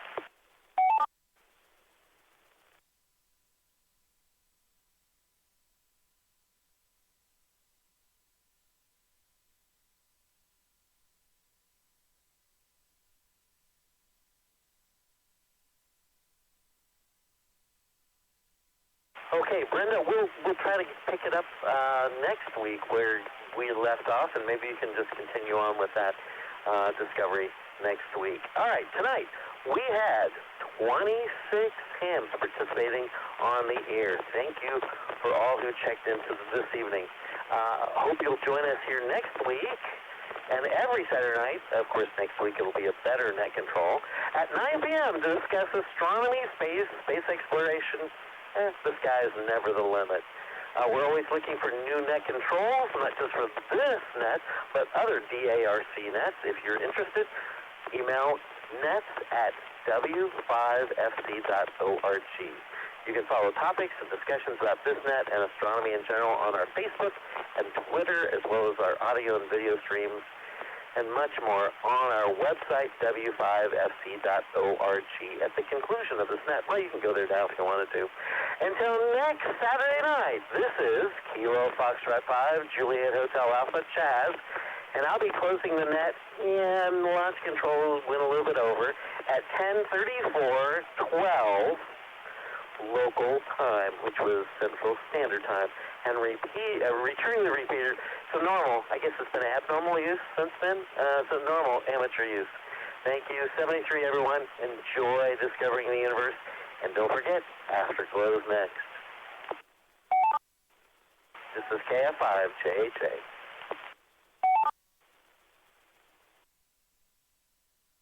Everyone, thanks. K5 JW Mobile. Copbell finally.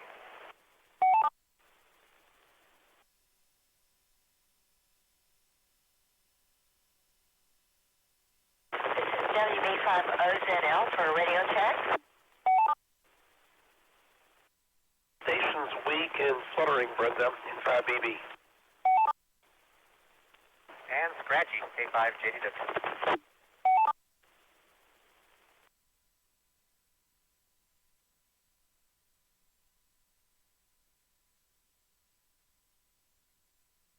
I'm not sure what happened, but you sort of faded out. You were gone for about a minute, so I didn't know what else to do.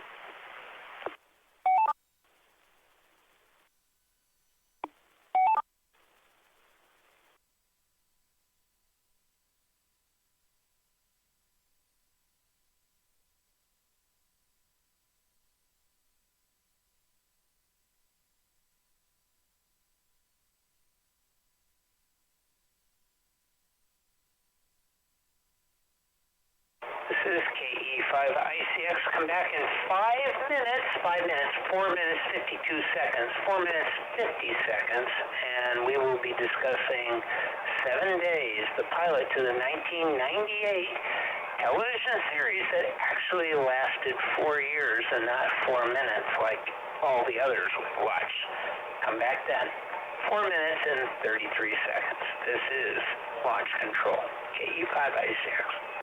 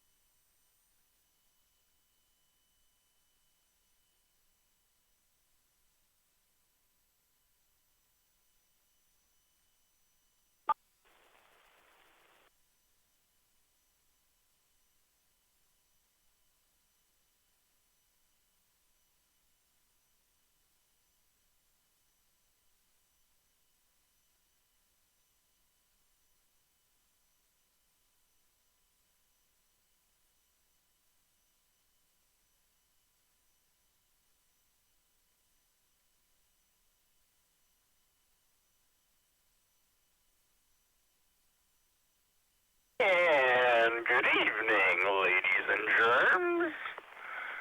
Since I didn't break the repeater last time, or at least this repeater, I'm gonna have another go at playing Net Control for the Afterglow movie. If anybody needs to use the repeater, get in line because we were here first. Though I suppose if you're desperate and your cell phone won't work, you can let us know and we'll do our best to help. Just don't yell, break, break, break, break! I'm in hot pursuit of the bad guys! And then not answer any questions for a while, as if you're playing Sheriff Buford T. Justice. This actually happened the other day on a different repeater. Once again, this is Michael, otherwise known as WD9V, and I'll be your host tonight for this sedate stroll back into the past. Please keep your hands and feet inside the car at all times while the ride is in motion. We don't want a repeat of last week's little incident.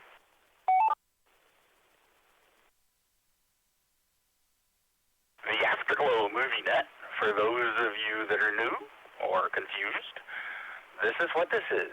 We talk about a movie, or in this case a TV pilot, that was assigned, like homework, and we give our thoughts on the movie, or TV pilot, usually in 3 or more rounds, the plot, characterization, special effects, or whatever else.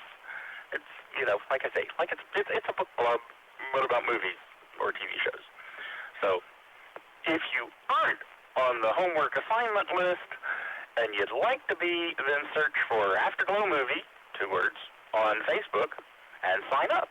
Or if you don't like Facebook, send an email to our glorious leader, KE5ICX@yahoo.com, and I'll send you usually funny little missives every week.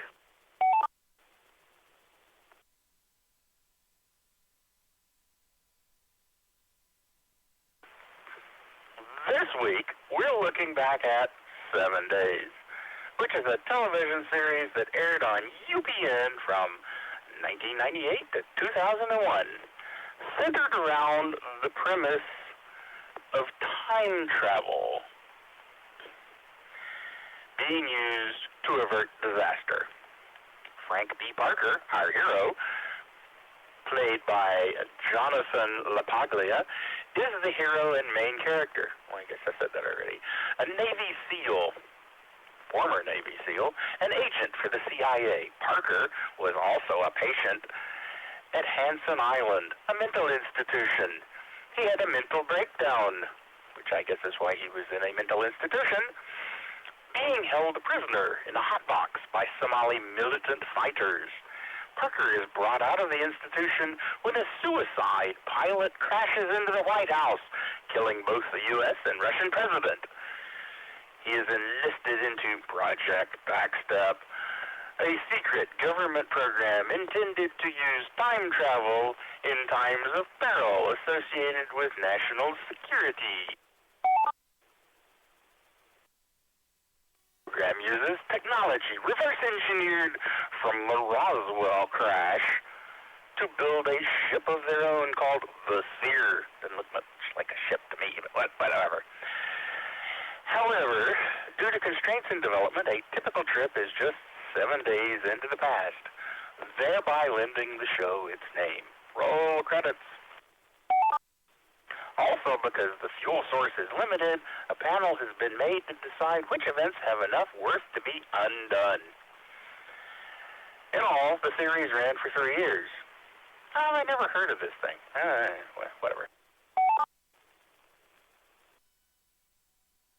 In tonight's occasionally frantic episode, a Chechnyan Marxist dissident group, say that 3 times real fast, successfully attacks the White House during a U.S.-Russian summit, killing the U.S. and Russian presidents and the U.S. vice president.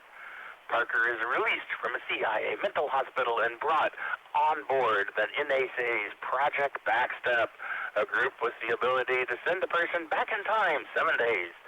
After the first successful backstep and using intelligence from before, Parker stops the terrorist attack.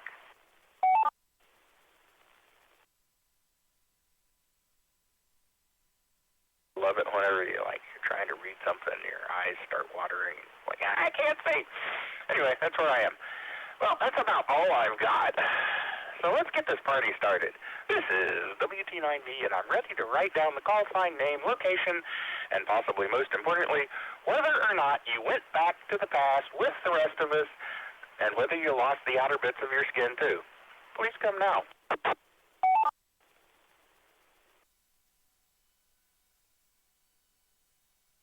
November Tango 5, Tango Mike, Tony in Dallas. I did see this. I don't want to honor it by calling it a movie, but I did see it. NT5TM.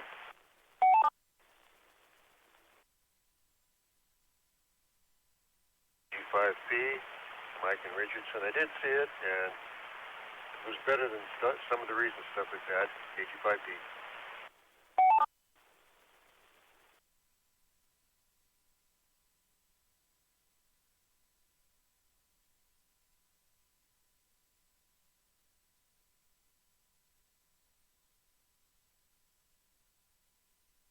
Oh, man. What's going on? KE5ICX. Yeah, I saw it. My name's Tom, and this is me from the past 7 days. But I did see it twice. Or was it 3 times or 4? I'm not sure. Was it 7 days ago?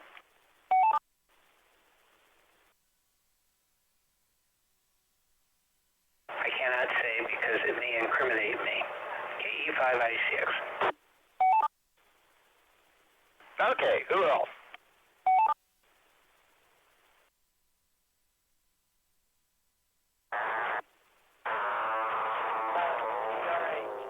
Well, I didn't see it, but I wish I had after hearing that. K5GRH.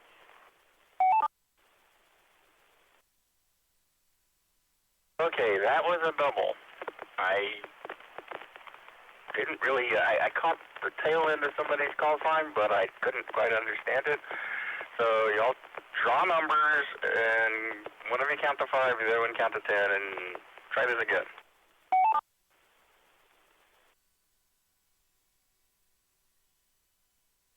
Five, India, Mike, Sienna. JJ from Chechnya.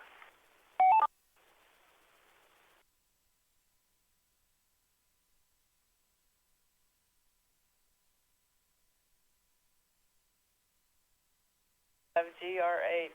Well, I wish I had seen it after hearing about it, but I didn't. KF5GRH.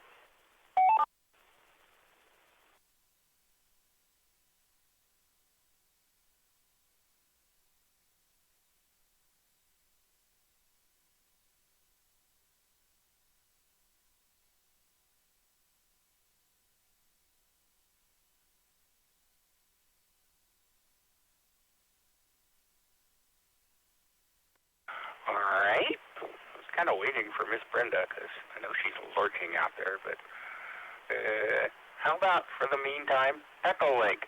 Anybody from Echolink that would like to check in?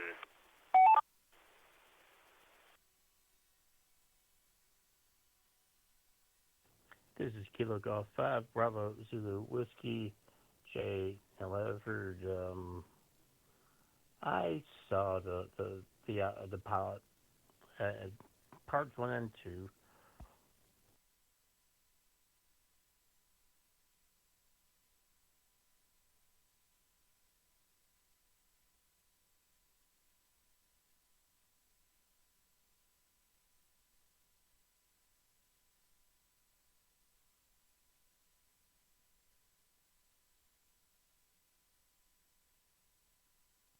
Other people lurking over there on Echolink. But anybody else, any mode, whatever, Echolink, RF, Pigeon, I'm not proud.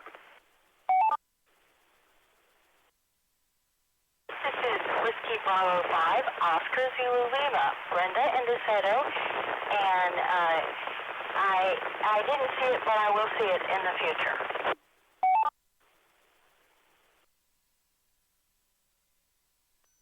This is November Tango 5, Tango Mike, Tony and Dallas again. Please don't forget to read back everyone you've got. There were a few doubles, and some of us are probably confused as to whether we made it in. NT5TM.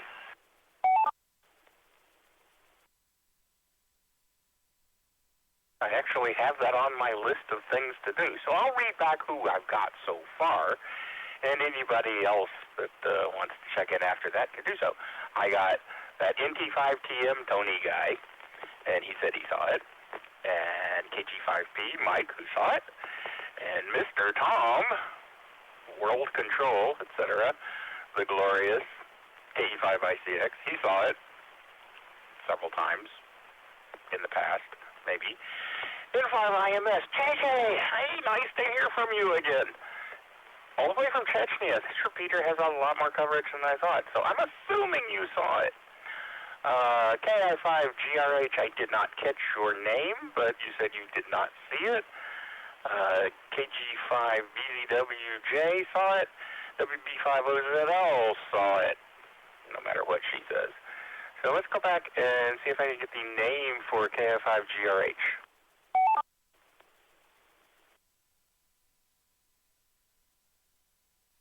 It's Melissa in Dallas, KI5GRH.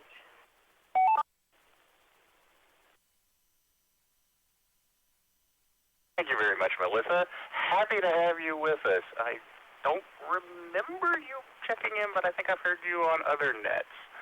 If I remember correctly, you're fairly new at this. If I'm wrong, I apologize.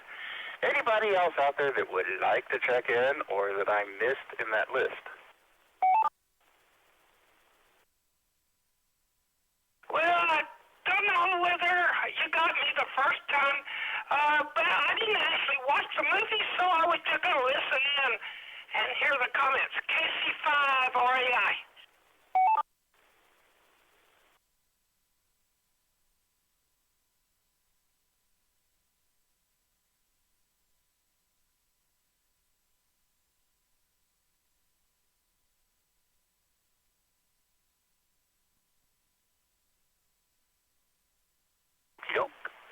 One last call, and then we'll get things going. Anybody else? And I got you, Charles. You're just listening.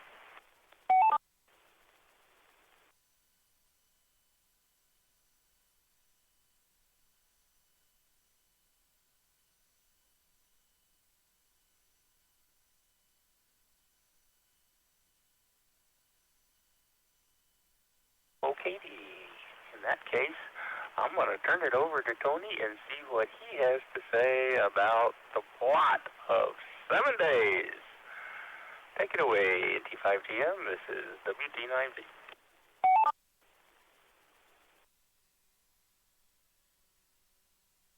Thank you, Michael. Hopefully I'll establish a good ground here that other people can riff off of. I'm not feeling really well, and I may have to go to bed, so if I don't answer later, please forgive me. I did really try to make a good effort to watch this, and I'm really shocked to hear that it got actually bought in a couple of seasons. I guess that is a reflection on the very poor state of film and television production here in the U.S. nowadays, when nothing is new and pretty much everything is supposed to be just a reboot of something else. That was particularly applicable to the plot of this particular show because it seemed to be a really not so good adaptation of The Dirty Dozen meets The Right Stuff. We had all the crazy psychological screening and medical testing together with all the quirky characters with their various objectionable characteristics from The Dirty Dozen. The problem is The Dirty Dozen and The Right Stuff were both really good movies that I'd like to recommend to everybody, and this is not. When you take those two things and mash them together quickly in a very superficial way, you get a plot that seems formulaic and predictable and not all that worth watching. The idea of the 7-day time travel might have been pretty interesting. Constraint is both the mother and father of good art. I'll reset here.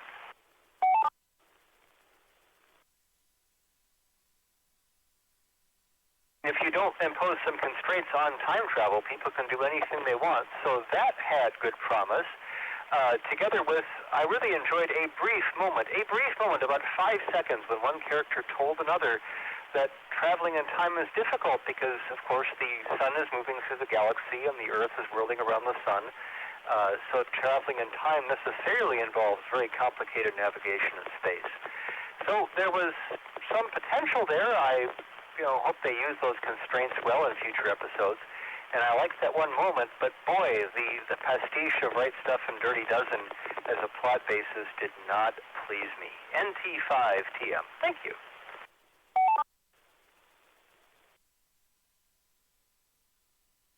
And this is WT9V. Thank you very much, Tony. And if you don't respond because you've passed out from exhaustion and things like that, that's okay. You're forgiven.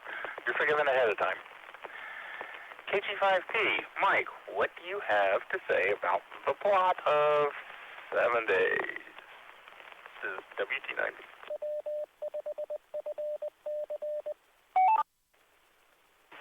WT9V in the group, KG5P. Well, actually, I sort of enjoyed it. When I first started watching it, I didn't think I would. It was slow getting started, and it was...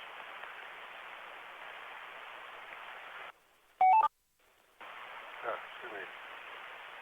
Had to get the top switch here. It was slow getting started, and I was missing some of the subtitles because it didn't quite fit on my TV screen. And I almost lost interest in it, but then I watched it a little bit more and it started making sense.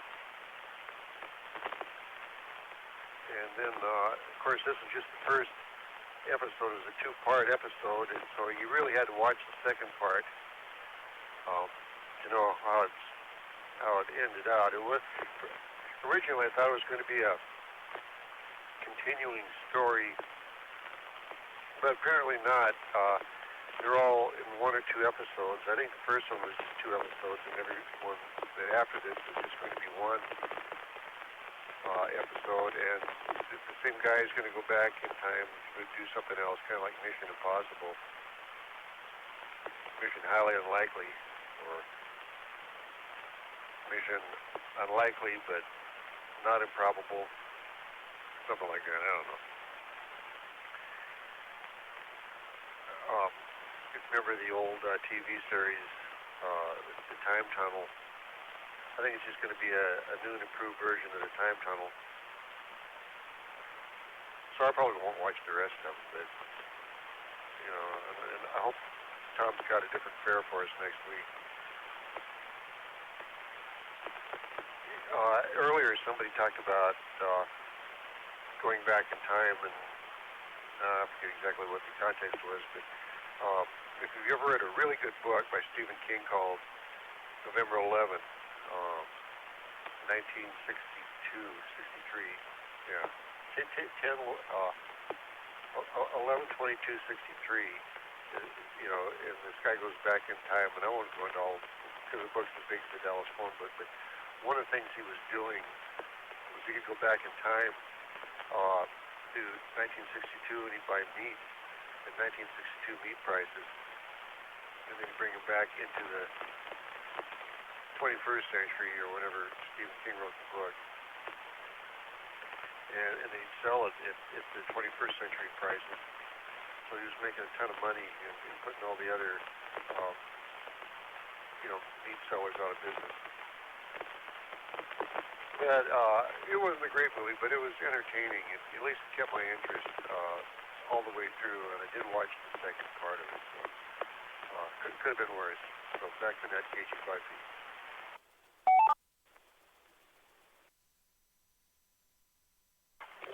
Well, alrighty then. I'm trying to remember after I key up to wait a couple of seconds, because I've heard when I'm listening to the videos later that if I start talking right away, it cuts off the first second or so on Echolink, and Jay's out there listening, and possibly other people that didn't check in. Tom, K5ICX. Yes, it's your turn. Grab your microphone, find your foot pedal, and tell us what you thought This is WT9V. Over to you, World Control.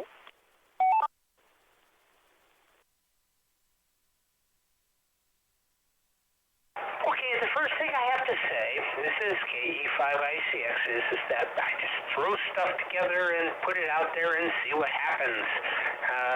Sometimes I get good ideas, sometimes I get bad ideas, sometimes I get middle-of-the-road ideas. It's okay, I understand. No input means you have to put something. Space abhors a vacuum, so this was one of those shows. And actually, believe it or not, I'd never seen this thing before, and it was available, and I put it out there. I thought it was actually a different show. Time Cop was the one I was actually interested in, but that's okay. 7 days actually worked out. 4 years of 7 days. Do the math, figure it out. It's thousands of hours, thousands of days. Let me reset.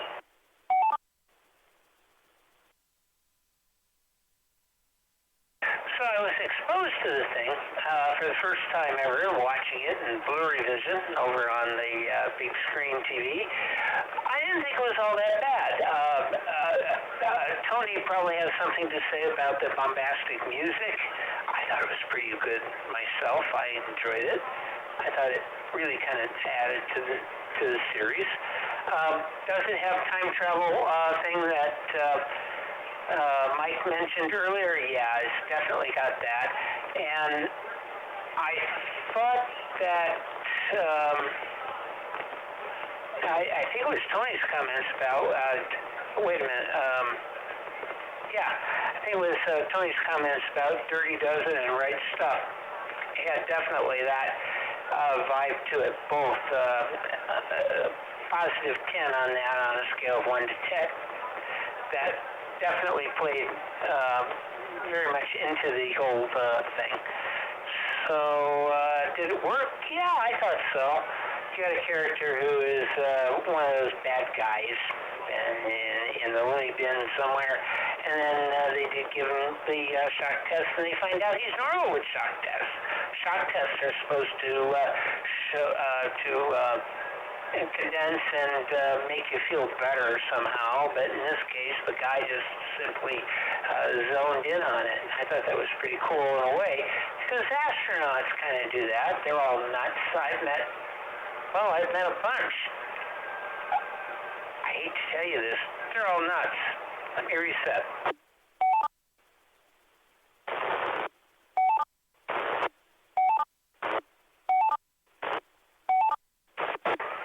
Somebody doesn't like my comment. I'm an astronaut freak. I love astronauts. So, in any case, the story itself I thought was very good. One of the things I really enjoyed about the thing is that always happens in science fiction time travel things is that if you change the past, you change the future, and of course they do. And the good news is that it is acknowledged. And I think it was Tony that mentioned something I really love, and that is that, you know, space-time doesn't remain stagnant. So the Earth doesn't remain this thing on Earth. It moves in time and space. And as it was suggested in the very first sequence, is that some guy tried to make it work, and he ended up out in deep space, dead. And whatever he tried to do in the experiment didn't work. And that is the big mystery that starts off this series. I liked it. I really did. I think the ideas were very good. I think the thought process that went with it and how you reverse engineer and figure out what happened in order to fix a problem going forward was well done. Yeah, there were plenty of things that were done from the past having to do with the right stuff and the Dirty Dozen that played into it. That's obvious, but why not? Just throw it in the mixer and see what happens. I'll stop there for now. KE5I6. Mr. Tom,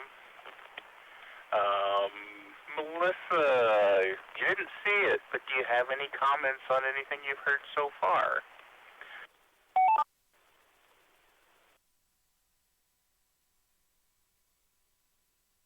I just chuckle listening to this whole thing. And now I'm very curious. I wish I had seen it. No, I'm just really enjoying what's going on. KF5, GRH. Oh, that's all right. If you go to Afterglow Movie on Facebook, you can find the link for it, and you can watch it too in your leisure. 7 days ago. I don't know. Anyway, Jay, KG5BZWs is WT9D. Tell us what you thought about it, Jay.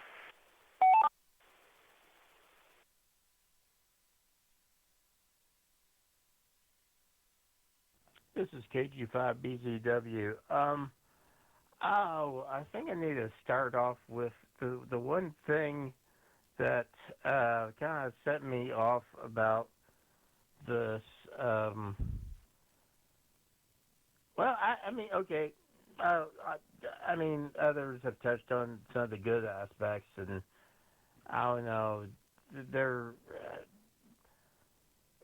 it kind of seemed compressed at the end, but the whole thing is it's all leveraged against this idea that, you know, these guys are going to send this guy back in time to do whatever to fix something. Well, how exactly is this going to? How? I mean, I'm just left to think about. Okay, so this time travel thing happens. Does the world end at that point? Like what? How? What are the I literally have to.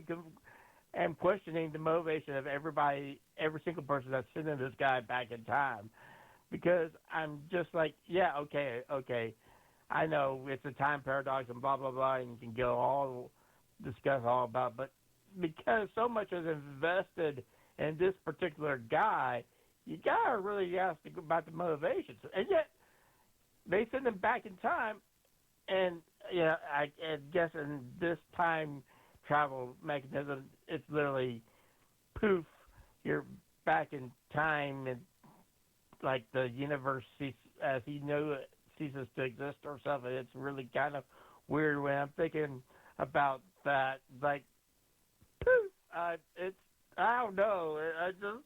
It just took me way the heck out. I mean, normally other time travel shows you're not.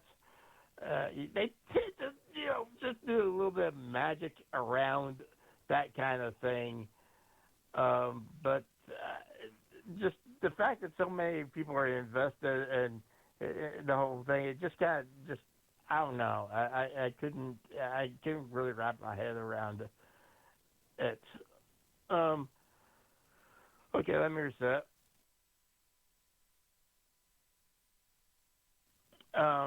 Let's see. Otherwise, I don't know. I had somehow got this impression, maybe just because I've seen, in fact, I really haven't seen. I've just seen a few episodes of like 24 hours or whatnot. I thought, I mean, there's a lot that's, yeah, they had to compress the week to get all the information, but the second half was just so kind of disappointing to me, because it's just like all the things that we had set up, all the traps per se that were set up in part one were executed just exactly kind of like you might expect. I mean, it's not that that's, I mean, I know Chekhov's gun is kind of a thing, and I'm trying to, you expect a gun to go off or kill somebody and something, and a lot of that was set up in one, but I was kind of expecting there to be a little bit more drama and maybe even and maybe like you could have more than a part one dedicated to this. You could kind of slow things down and really show that these guys knew that this guy was actually from the future and all of that. But it went real fast through this, this actual miracle that apparently happened. It's like, oh, we didn't. Oh, I guess we just accept that it happened and just continue and all of this stuff. And just the second part, just oh man, it really just threw me. I'm kind of wondering what the other episode. I'm still interested enough in this show to maybe watch another episode, but I don't think I'd watch I'm not sure that I'd watch a whole series unless I was like really bored or something. No, I'd have to watch another episode and see if I like that or not, and then because there's so much other things out there. But yeah, I can't think of anything else plot-wise.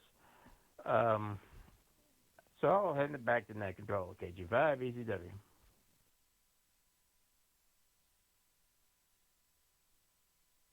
And thank you, Jay. This is WT9D. JJ, if you can hear us, JJ, I know you're a long way away. Tom, swing the beam over to about 26.4 degrees so we can see if we can pick up JJ in Chechnya. JJ, can you hear us? JJ, this is WT9V calling JJ.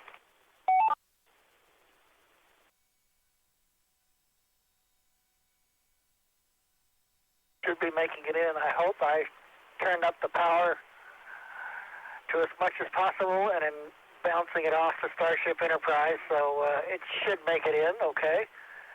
Well, on the plot, I thought a couple of things.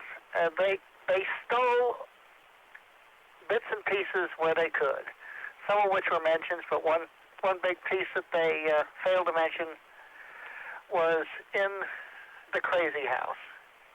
Now, what movie was all about people being in a crazy house? Obviously, One Flew Over the Cuckoo's Nest, and that had to be where they stole that scene in the cafeteria. You had the nurse come in trying to give them the medicine, and they were just acting up basically like crazy people, which was fully in character for them. I'll give them that. I mean, that's what they were playing, so have no complaints on there. But it was obvious that that's where they were stealing that from, and like was said, it was from the right stuff and what have you. So it was good. Let me reset. And I did find it a bit confusing at first because I clicked on Tom's second link, so I started watching part 2 and figured that something was wrong when it said that it was day 5. And went in a little bit and said, oh, down there it says part 2. Obviously, there has to be a part 1 someplace. So I found part 1, watched that, and figured out what happened up to the point where I washed in there, and then went back to part 2 and finished, which caused the movie to make a lot more sense, because if you start with part 2 and then go to part 1, you already know the ending, so why bother? But if you start where you belong, they can build up to it and have the big finish at the end. So that was good. Another thing I noticed is at the very beginning in part 1, on all of the aircraft that they had, you could clearly read the aircraft's numbers. And looking them up on FlightAware, it was those aircraft, because they had the pictures and everything. But by the time they got near the end of the second part, they realized that you can trace those back and find them. So, let's blank them out on the plane. So, by the time they got the second part, the numbers were blanked out on the plane, so you couldn't track down And obviously, from the plane numbers, it was filmed in California. Now obviously, there was some on-scene stuff. I mean, you couldn't that easily, pick up some things from Washington. But I thought the plot was basically predictable throughout most of it, but that didn't really make it uninteresting. It was enjoyable to watch, and for the most part seemed to make sense. Now you had to have several leaps of faith because obviously, let me reset. Time travel, at least at this point, is more science fiction than science fact. So you have to assume that, all right, they have figured out a way of doing it. And they did explain some things on how they did it, like grabbing technology from Roswell. So they tried to fill in the holes that they could. So I'll give them some of those leaps of faith. Well, I'll get it back to the net and see what the other people have to say. This is N5 INS. QJJ, and how's the weather over there in Chechnya?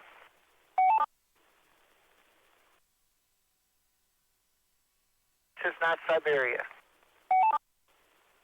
Good point. Thank you very much. WB50ZL. Miss Brenda. Are you there, Miss Brenda? I hope we can hear you, Miss Brenda, because it got a little iffy earlier. Hopefully that's all cleared up. Maybe the buzzard that was on the repeater antenna has flown away and things are good now. Everything sounds pretty good. Anyway, I'll shut up and let Miss Brenda have it. This is WT9V. Thanks, Michael. Before I get started, this is WB50ZL. How is my signal now? You're pretty scratchy. I think that it's partially you, and earlier I think it was partially the repeater, but now I think it's mostly you. But we can still hear you, even though you really should put the bacon aside at the moment and just talk. Alright, actually my radio sounds kind of scratchy, so I don't know, I might be having some atmospheric issues. Yes, I did see this. I had never seen it before. Time travel stories, plots are always problematic. You can just never hammer all those pieces in to make them fit right. So you just kind of have to suspend belief to make it work in your head, and that's of course what we did here. Now,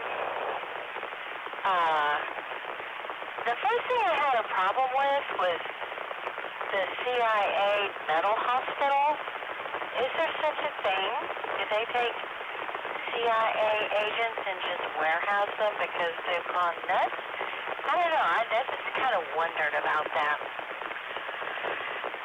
The plot on the whole was okay, predictable, but everything else put together pretty well. I liked the characters, and dialogue was okay. It was visually nice, lots of action, lots of activity, not too much talk. But, so, it's an entertaining romp to me, an action-adventure movie, and I like those.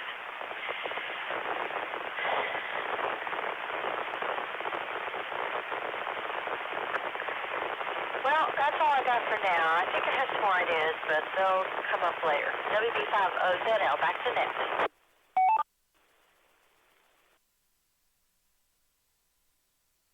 Well, thank you there, Miss Brenda. And Charles is just listening. So I will see if there's anybody else that would like to check in at this point. Anybody else, any mode. Carrier pigeon, not Morse code.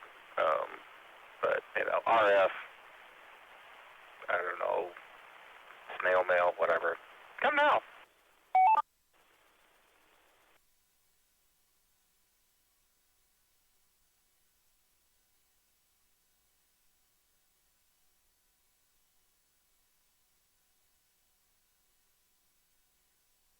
Okay, then. I'll give my thoughts. And I have a few thoughts. This is WT90. I actually went back and watched it again tonight just so I could make some more notes. Or some notes. Or complaints. I don't know. My first thought, right at the very beginning, and I'm kind of surprised that nobody else has mentioned this, what kind of mental institution gives their inmates a safety razor with an easily removed razor blade? That kind of made me start out being a bit dubious. I thought the first half of the entire thing was very disjointed, like random scenes out of nowhere, hard to follow. It did kind of eventually start to make sense in part two.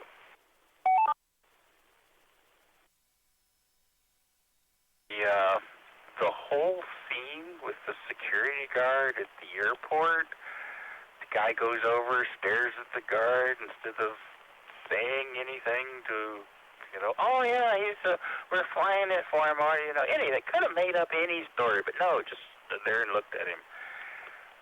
Anyway. And then another thought, when they were flying into the secret base, I looked it up. Badwater Basin in Death Valley, California is actually 279 feet below mean sea level. So that 300 feet below sea level when the plane was landing is potentially feasible. But it's not Area 51, because this is in California, not Nevada.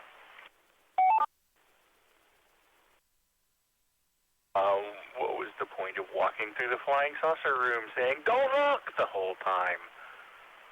Like, if you're going to take somebody in there and show them the flying saucer, show them the flying saucer. Don't look at the flying saucer. This is a lot of little frustrating things.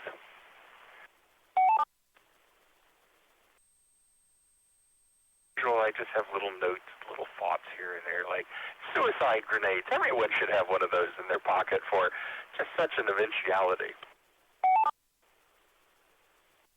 Ramsey should have exploded with all those stem tabs he was popping. I kept waiting for his head to go boom, like in Scanners, and I was hoping.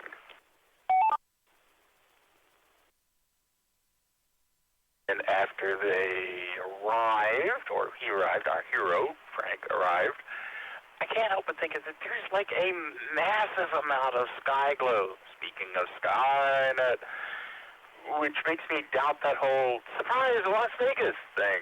I mean, you can see the sky glowing for miles and miles and miles and miles.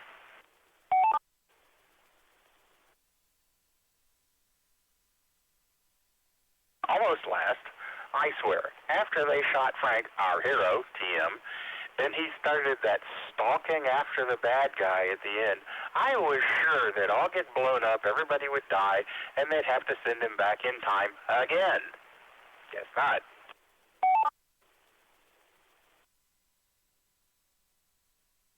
Mentioned the bombastic music. Well, Tony didn't say anything, which is kind of surprising.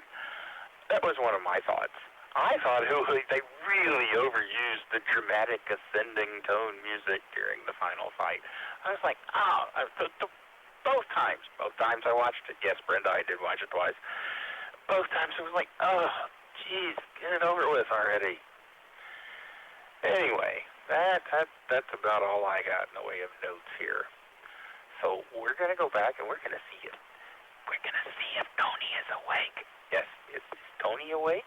Tony, if you have thoughts on characterization, characters, etc., whatever, please come now. This is WT9V.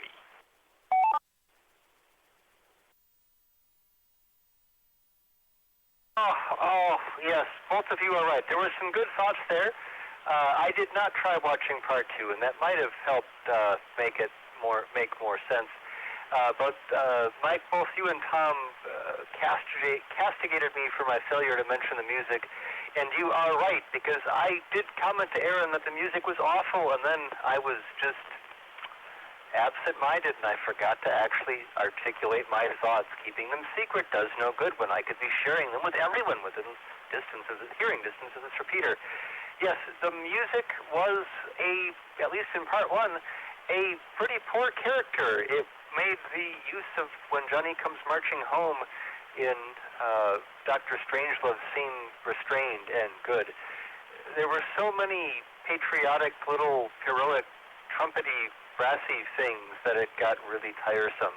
I felt that if someone had gone to the grocery store and bought a roll of toilet paper and then brought it into a bathroom, put it in the toilet roll holder, there would have been an appropriate trumpet fanfare for that.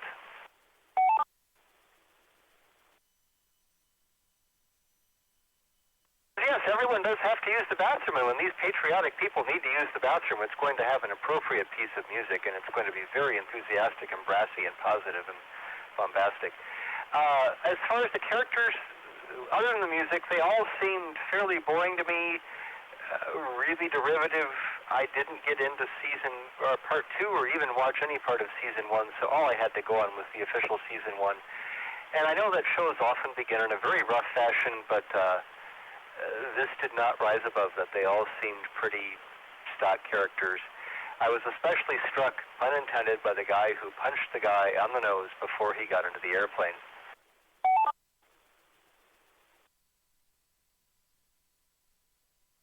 I thought was quite possibly the most predictable moment in part 1. But that's all I've got. I'm still awake, but it won't be for long, so I'm going to just listen to this net quietly in the background while I fall asleep and hopefully have dreams of something other than this show. This is NT5TM. Thank you for having me on, but I'm going to bed. Always a pleasure having you on, Tony, and I wasn't castigating you.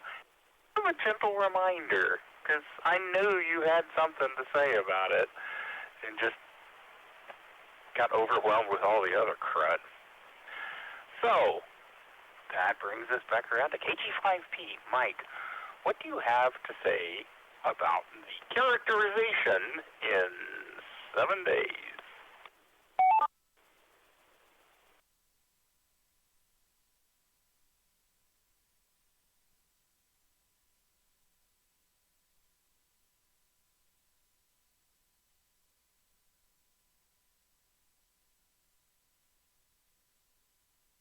Are you out there?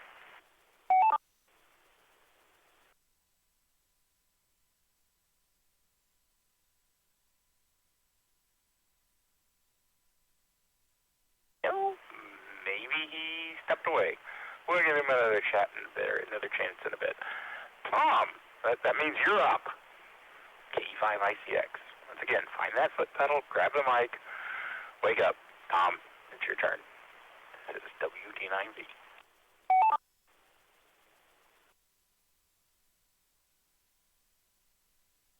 Oh, thank you. Well, I'm not sure what happened to Mikey, but let's see here. A couple of things.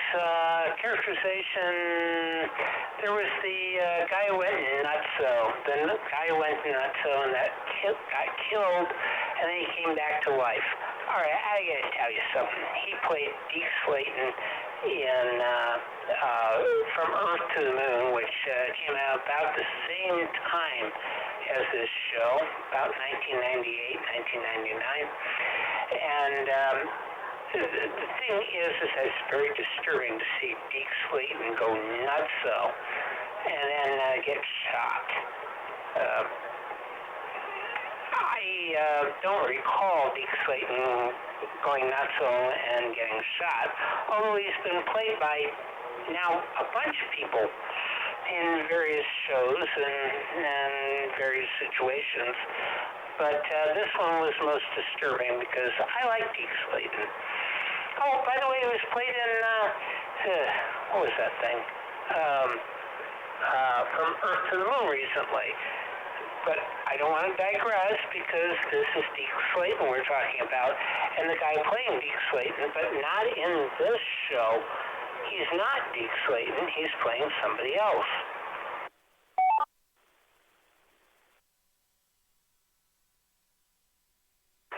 you're wondering, where am I going with this? I don't know.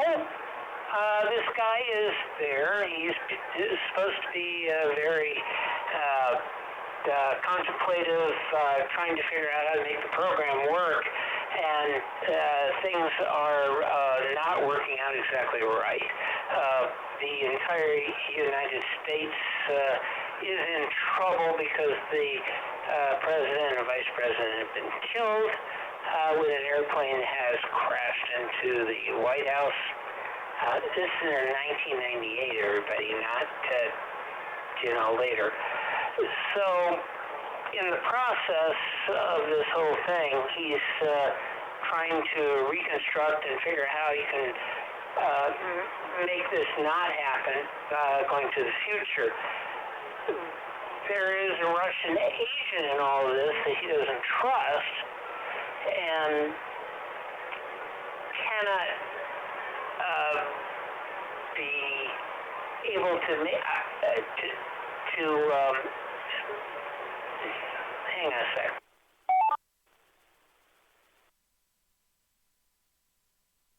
It's not a person who the White House and everybody can trust in the end, and as such, he decides he must take the point lead and stop everything. I don't know. It's difficult to figure out how that all is going to work out in the end.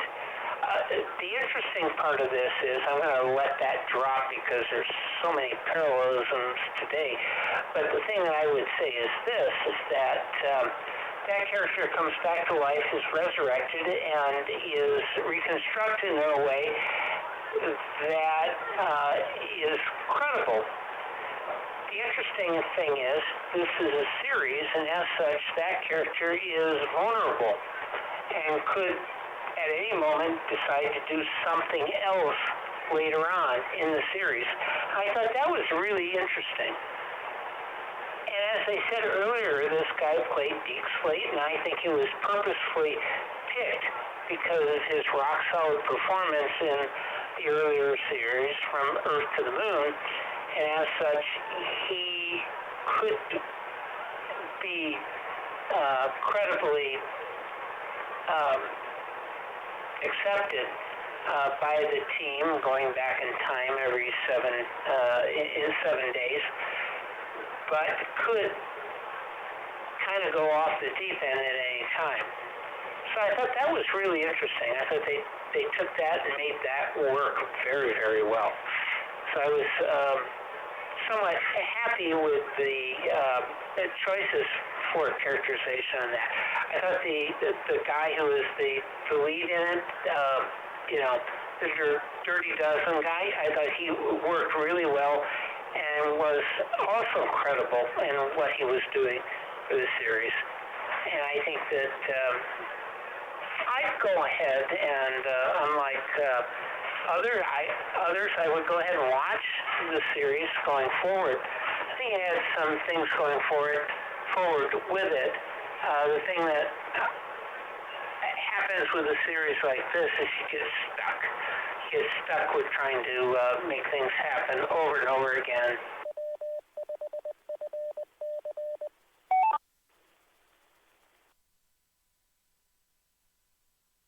And the series becomes like NCIS. You just continue to do the same thing over and over again every week. And that may have been what happened with the series, but I think that this original pilot was trying to be a little better than that. KE5ICX. Yeah, thank you, Tom. Yeah, I've never heard of this thing before, and so when I looked it up, when I started watching, I was like, there's totally, like I said, never heard of it before. In the first episode, but the second one, it was, it kind of tied it together and it wasn't bad, and it was interesting enough that I think I may find a few more episodes at least and see. To me, it has some promise, even though it has lots of problems. So, it is now time, once again, to see if we can reach Chechnya, unless he's, gotten on a freighter or an airplane and gotten closer here. N5 IMS, JJ, what you got for us on characterization?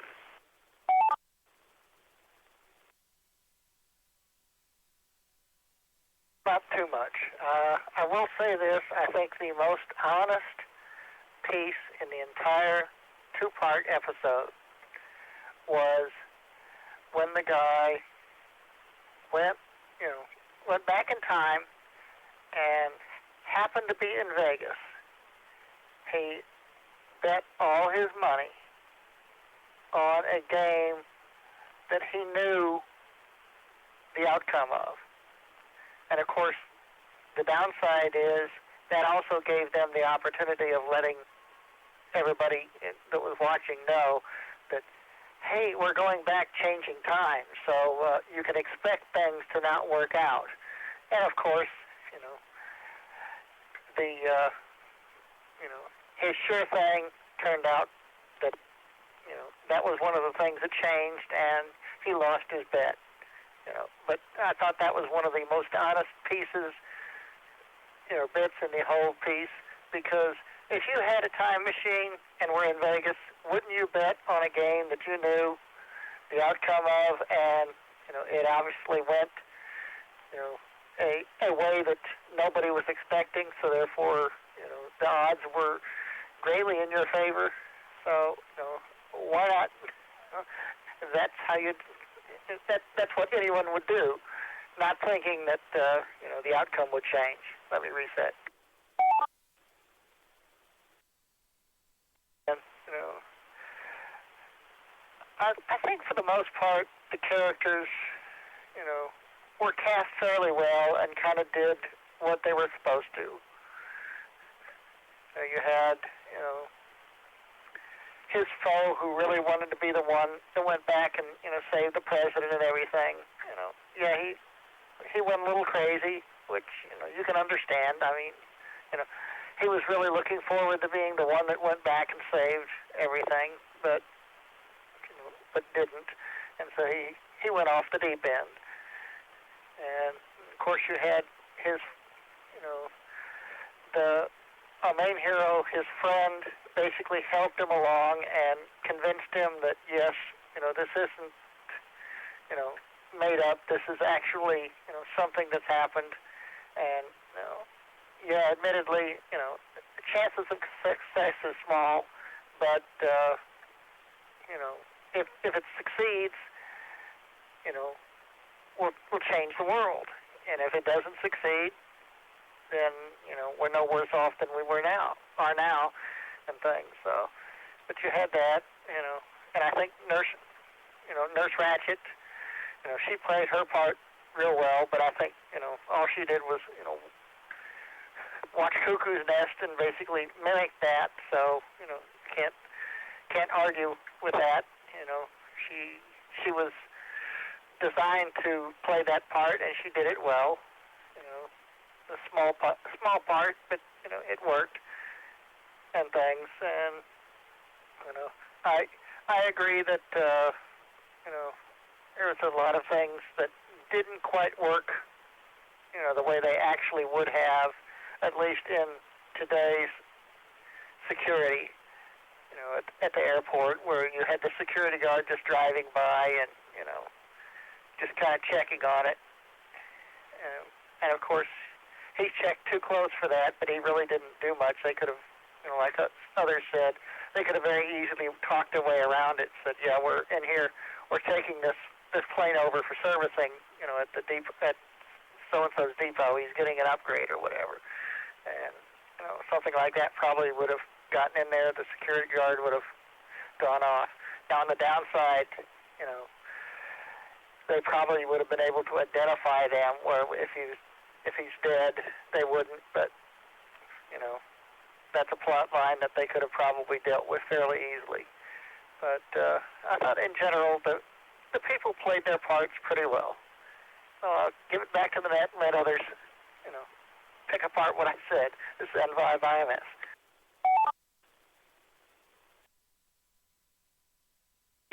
picking apart what people say is part of the fun, and that's why I get to be in CS. You know, my Tom likes to do it. And why I said, come on, let me have part of the fun sometimes. Anyway, I'm going to see if Mike, KG5P, see if he has come back or if he's gone. I'll give him a moment. Mike, KG5P, are you out there?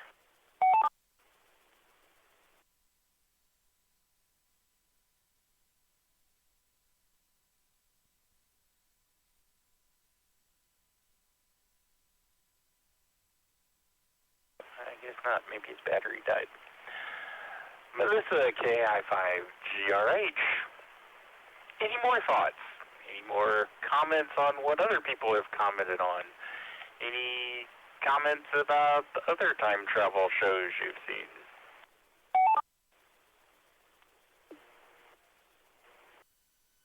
Really, just, I don't even know what to say. Y'all are just very entertaining. I'm really enjoying it. But that's about all I can think of to say. Oh, I love y'all. All right, KI5GRH. I'm fairly new at this myself. I only got my license back in the 1st of April, and after I upgraded my antenna and I could pick this repeater up, I'm up in kind of in the middle of Plano. I started listening, and then I caught this net a couple of times, and then I started participating in it because I thought, this is a lot of fun. There have been some of the movies that I have watched in the past, and I thought I knew, and then the people are talking about them and bringing up points that I never thought about. And that's why I like this, and that's why I'm doing the whole net control thing here, because it's just, I think it's a lot of fun. It brings different views, different thoughts about movies, TV shows, whatever we're watching, things that I hadn't looked at it that way, or I didn't think about the way the music plays into it, and I like the analysis that different people have. Anyway, I'll hush up and invite you back next week for whatever we're doing, because Tom hasn't told us yet, or he hasn't told me yet. It's a secret. Anyway, KG5BZWJ out there somewhere near Weatherford. This is WT9V. What you got for us, Jay, on characterization?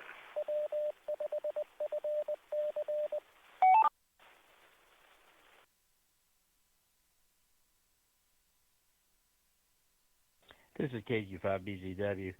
I kind of hate to go back to what I was saying before, but I think I can develop on that because I didn't quite.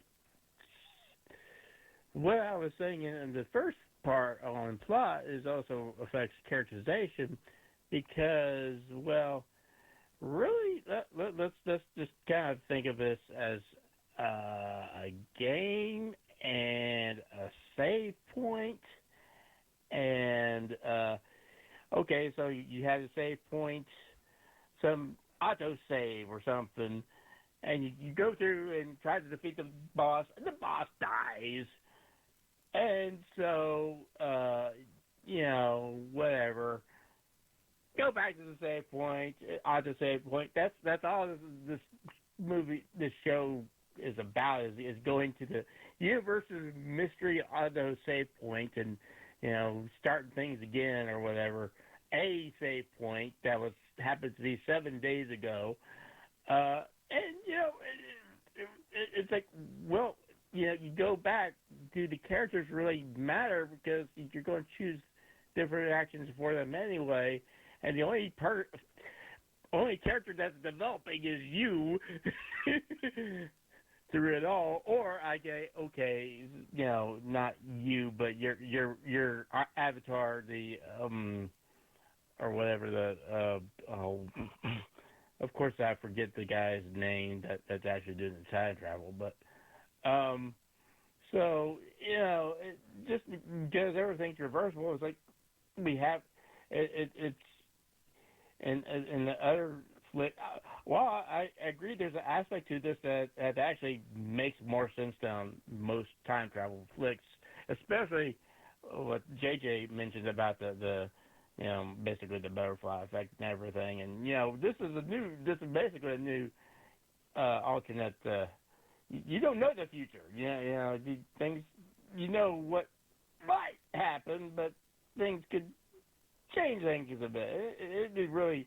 I like that aspect of it, but the same thing. Like, you're watching somebody go to a save point. It's like what character. The continuity is broken every single time the travel goes backwards. Maybe you learn a little bit of behind the character things about the characters or something, and maybe that's kind of interesting. But it's not really the characters being developed. It's you learning about the characters. Anyway, weird analogy. So, well, I guess the whole thing. Let me reset. Okay, assuming I'm still present here. It's just kind of hard investing time in that, knowing that things are just going to get changed up anyway. So, investing in characters and seeing how things went, and so, yeah, okay, so I don't know. I think Tom actually covered that character, the amphetamine fueled bald guy. He's basically reincarnated, and hey, this time he lives instead of getting killed or whatever just before. I don't know. It's yeah. It gets to a point where I'm not sure. I'm just kind of watching. It's like, okay, that's what happened. All right, next thing. And I think everybody else covered a lot of the kind of more intriguing details about this show that they kind of messed up on. But anyway, now I'm just rambling, so I'll hand it back to Net Control.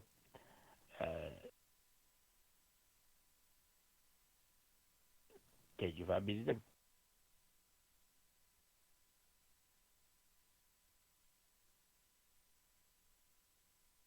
And thank you, Jake.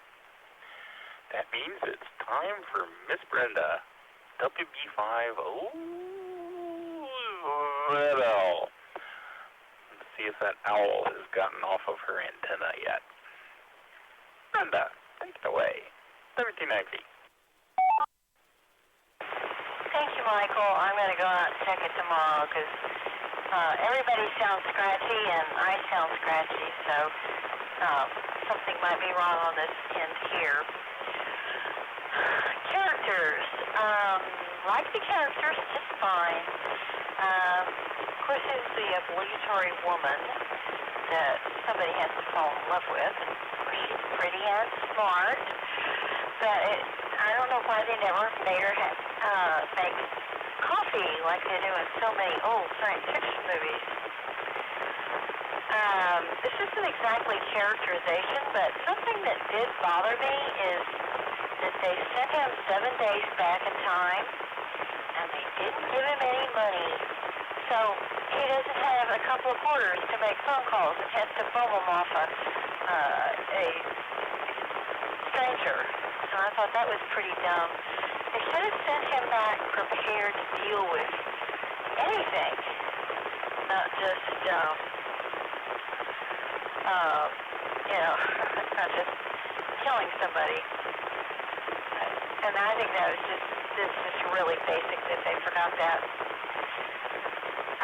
It had good actors in it. I liked them and identified with them, and I don't have too many complaints about that. Okay, back to that.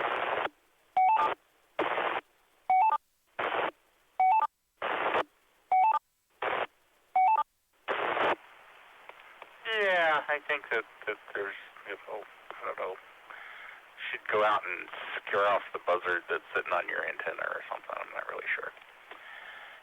Anyway, I will see if there's any other check-ins, since it's almost time for me to talk again. See if there's anybody else out there. Anybody else, RF, Echolink, whatever. Now's your chance, WT9V. Please come now.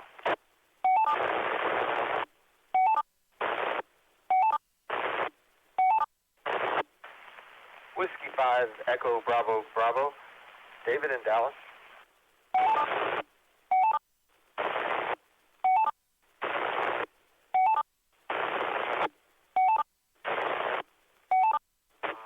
All right, David, what you got for it? Did you see the film? And if you did, well, film, TV show, whatever it was, did you see that? And if you did, what are your thoughts on both the plot and characterization? Well, I've got some catching up to do, don't I? Yes, I did see this. I kind of fast-forwarded through the second half. But consider this, these taglines for this particular movie. A world under attack. A hero battling to change destiny. From this movie? No, that's Mark Hamill in Time Runner. And I would act, for a pretty good bad movie, that's pretty good. I don't think anybody else maybe would like it, but I liked it because Mark Hamill was not atrocious. He was just not very good, which for him in a non-Star Wars movie is actually pretty good.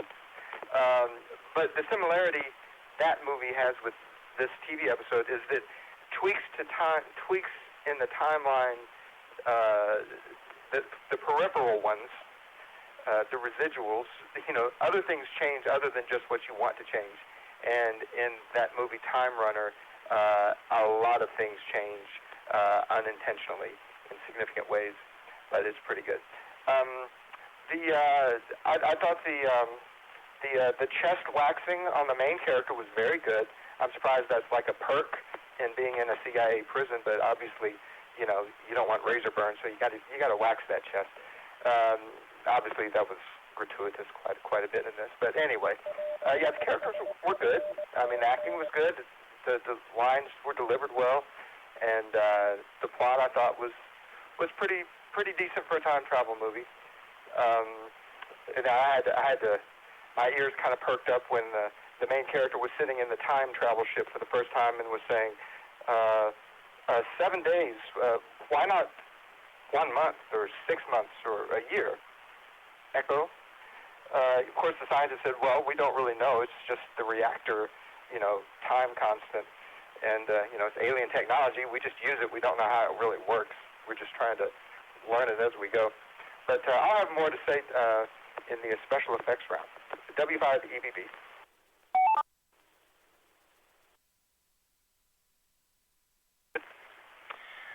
I don't have a whole lot to say about characterization, other than I really didn't get into anything in the first half. It was very disjointed. I think they were maybe trying to do too much introduction in too short an amount of time, and I just didn't really care for the editing. I thought the drama was overdone. I didn't really care about anybody. And the women were either plastic or vapid. But then I noticed the Spike logo morph into First Network for Men, and I sprained an eyeball while rolling them. I mean, what were all the other networks for? Hamsters? I mean, we all these years, everything's focused about men, and then Spike comes along. All the rest of them, those are for women. I don't know what's going on, but it just seemed...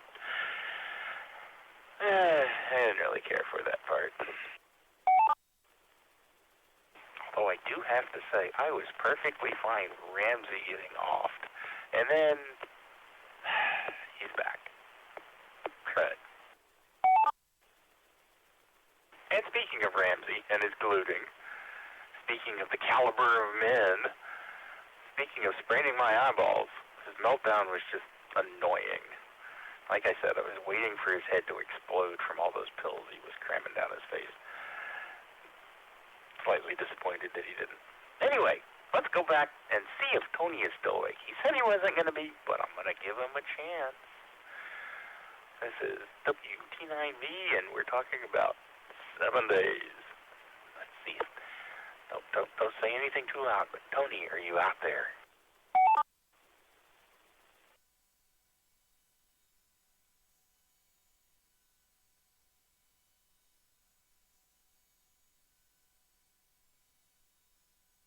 He went to sleep. Hopefully we put him to sleep and he's napping nicely. KG5P, Mike, are you out there anymore?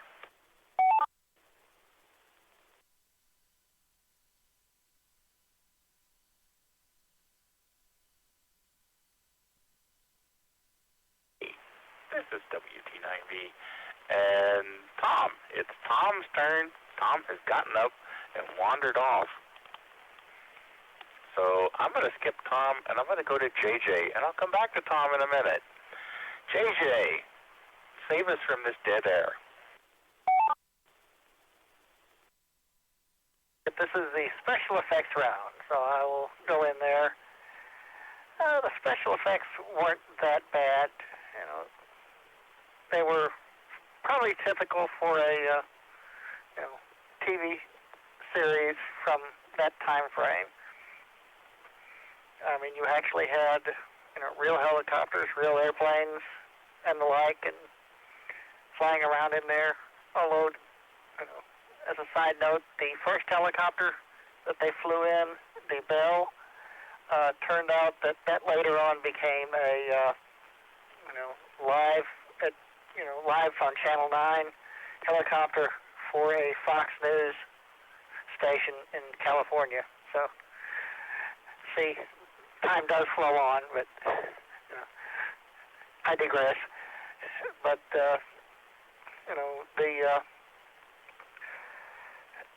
effects on when the sphere was taking off or transporting,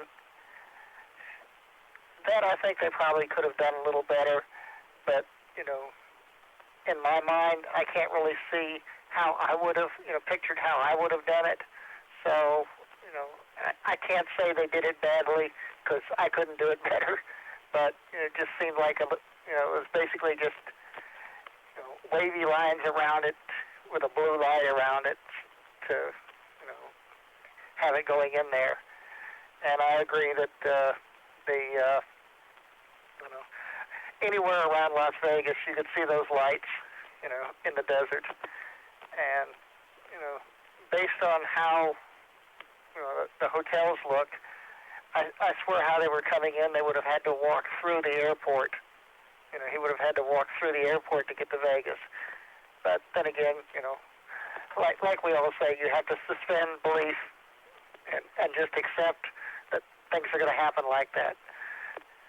But it did look like they spent some money on the blowing up of the White House.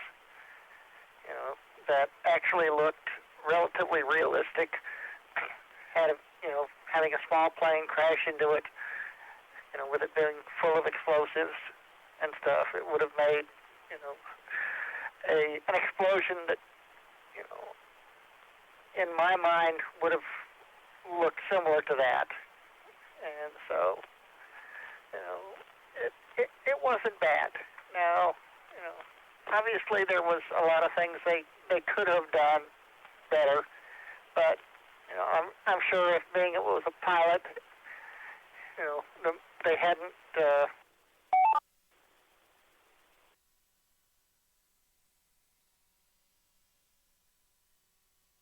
about to time out, or maybe did, hopefully not. But with being, I suspect that they hadn't sold the series yet, they may not have quite had the funds to do too much. Well, just in case I time out, I'll go ahead and give it back to you. This is N5IMS.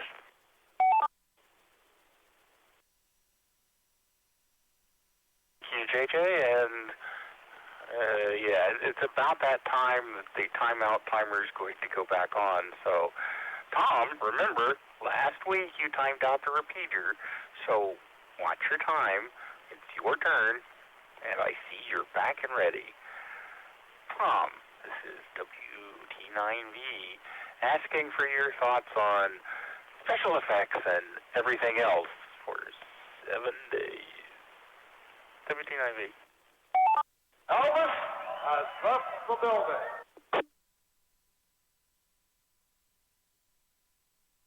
No, he did not leave the building. I'm going to tell you something about special effects. And first off, I thought it was pretty good. I thought they did a good job as far as the pacing with the series. That's special effects, isn't it? Physically, timing, everything about the series actually was high-paced. I loved that a lot. I liked the idea of the realistic things that they did when they attacked the Coast Guard cutter that was out there. That worked really well. The scenes and the juxtaposition and how they did that, I thought was really well done.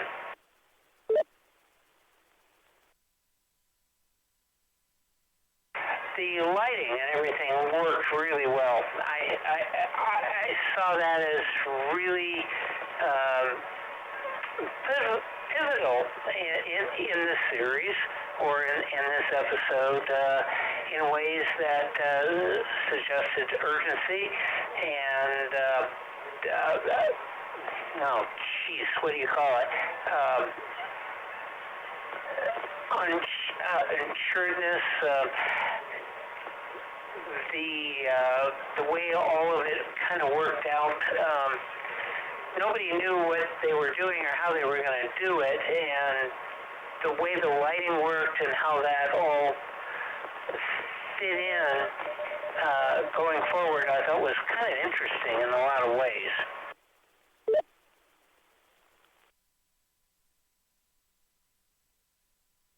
Now, Tony mentioned the music, and he thought it was kind of bombastic. He mentioned that in the earlier net. I thought it actually worked out well. There was a bit of this synthesis music that was going on that maybe people wouldn't appreciate, but I thought it was orchestrated in a nice way, and it worked in an effective way. So, I don't know.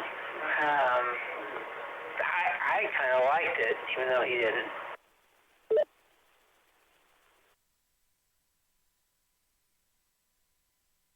Overall, I thought the look and feel of the series was good. It started out slow, which was mentioned earlier, but I think it picked up pace, and in the second half of the series, the second half of the first episode, it worked particularly well. Now, I picked this show because it was out there and it was available as a time travel thing. It was science fiction. And there's a lot of, kind of, what do you call it, kind of a nosebleed moment, an expectative approach to it in the way that it changes history or it doesn't, or nobody cares or anything else.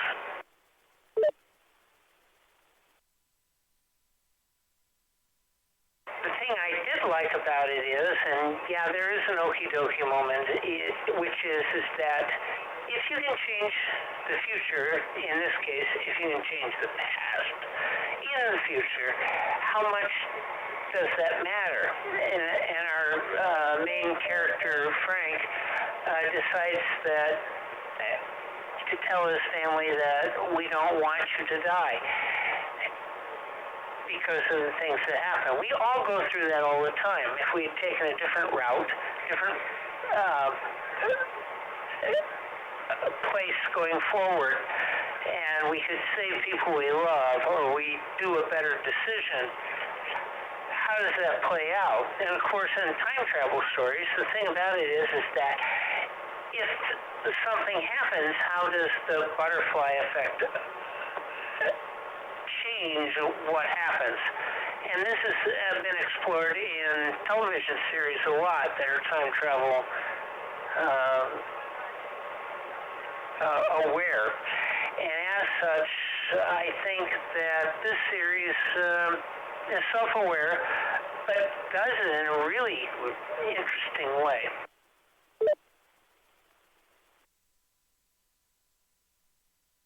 Now, the thing about this series is it lasted 4 years. I only watched the first episode, which was 2-hour premiere. I think it's got something going for it. I think that, it's got some okie dokie moments, but I also think it's got a tremendous promise. And it's got 4 years of programming. I don't know, what is that, 90 episodes? Good God, that could be really interesting. I'm going to go ahead and watch it going forward, or going backwards, because it is a time travel show. I think it's got some potential. I think it's got some really great ideas with it. And as such, which is my favorite tone, I will watch it again. So, what time is it? Oh, it's really late. Back to net control, KE5I6. Alrighty, thank you, Mr. Tom. I believe it was 66 episodes in 3 years. But you know how it is. They start 1 year and in the next it looks like it's 2 years when it's really not. Everything I saw said 66 episodes. So anyway, so Melissa, you going to sign up? You going to do your homework and join us again next week?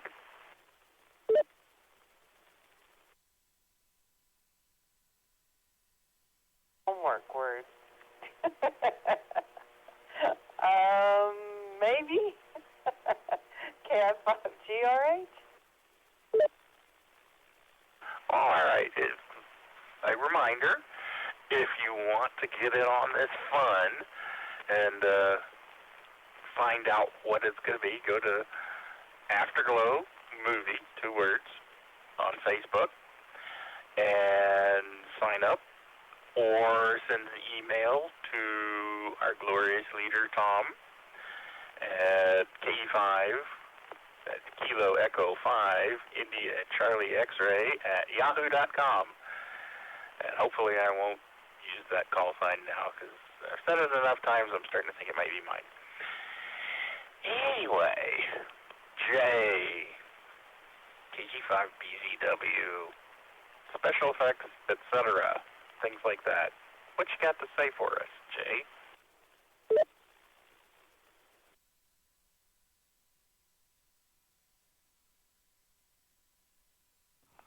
KG5BGW. I don't know. I don't want to go too far into stuff already covered. Kind of sound like a broken record there. I do want to say I like the time travel aspect that, you know, they at least covered or attempted to cover the 3D aspect of the air, you know, moving through space and all of that. It didn't really seem to cover why certain, you know, all the shaking, I know the right stuff bits. Like, well, you know, a lot of the right stuff bits, we didn't have integrated microcontrollers that could, and with sensors that could, you know, take care of, you know, mind their fluctuations and whatnot. I'm not sure how much calculation. I mean, you know, I don't want to get into Apollo computers and whatnot, but, you know, we've got, we've had for years unstable fighters that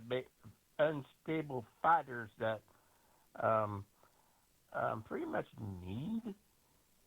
You're flying by wire, and you kind of need the computer to react faster than a human can react. So it's one of those kind of cool things that was really cool. But it's like, how does that even make sense? And just another aspect of it.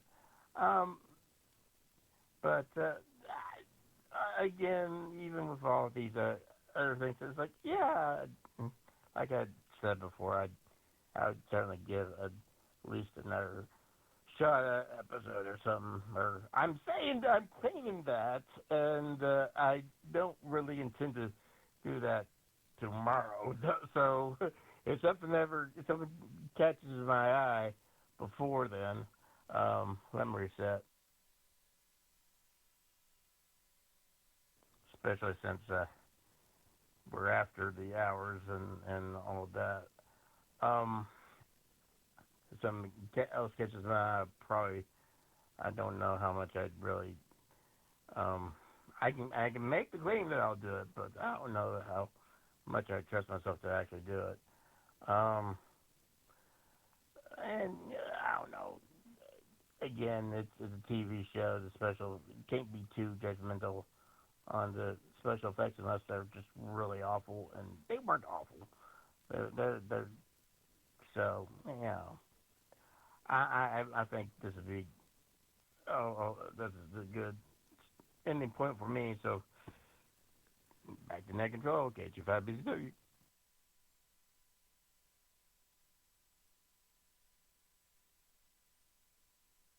Thank you, Jay. Let's see. That brings us around to Miss Brenda. What do you have on our special effects and other round? If you're still there. Is there a big bird out there eating your antenna? What's going on, Brenda? You'll have to tell me later. Anyway, can you make it in? Are you in Chechnya tonight? This is WT9B. This is WB50ZL. I have not gone outside in the dark because it's nighttime and I don't like it out there. And besides, you can't see much. I'll go out in the morning and see what's up with the antenna, although I wouldn't think it would move. It has a bunch of duct tape applied to it to keep it from moving, but we will see what's going on. Special effects. I thought all the explosions and car chases and everything were pretty good. I like the, it's not a spaceship, but whatever they call that thing where you time travel in. I thought that was pretty good. It beats the heck out of the old sleigh that we had in the original movie. And I know they had some of the old, I think they were called Sage 7 blinky light things that have been used in a bunch of movies. And they just travel around movie after movie. They rent these things. Tom can tell you all about that. He's quite the expert. And that's where I learned about it. And, yeah, I'm always fascinated by the antiquated technology in old movies. So digital clocks, analog clocks, and things that look like repurposed ham radios. So I thought this was okay for its day. And I don't know if they were on a limited budget or not. It was a little hard to tell. Anyway, that's all I got. Back to net, WB50ZL. Thank you, Miss Brenda, and good luck with your antenna. W5EBB, David, it's your turn. What do you have for us about whatever you want to talk about? You know there's a large gamut of possibilities on what I might talk about. Now, someone mentioned they don't remember this series. I don't remember it either. I mean, I didn't watch a lot of TV, but, you know, if this thing ran for as long as it did, I would think I would have heard of it. So in a time travel motif, I think this is sort of a Mandela effect, you know. Time has changed at some point. You know, there's some history gremlins out there changing things around, creating series that never existed before, or who knows. But let's keep it a little more concrete. The special effects. 1998 was kind of around the time where, with a modest budget, you could get a PC or a Silicon Graphics workstation and do CGI special effects instead of model or practical effects marginally. Let me reset. Marginally, because you can model things like aircraft or spaceships or helicopters, which they did in this, and do it all in computer without any modeling. But what they sometimes get wrong is the movement of it. The movement of it, the physics, the modeling of airframes and atmosphere and wind against wings and that sort of thing, and how those forces make a realistic motion. For example, the scene, and I watched it a couple of times, as the plane was approaching the White House, the first scene looks like it's just sort of hovering or about to stall, and then just a few seconds later, it's making some kind of a crazy nosedive, and the wings are the plane's banking in a way that it didn't have enough airspeed for the ailerons to cause it to roll that fast. So anyway, that didn't look real.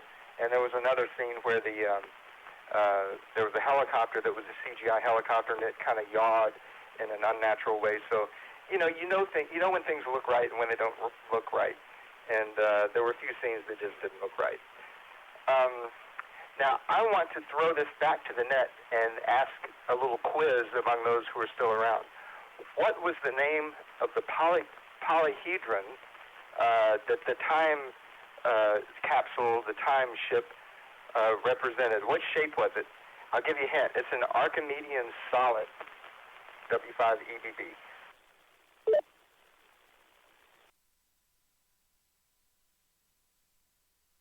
Here, I didn't even go and count the sides. So, anybody got an answer for David? Please come now.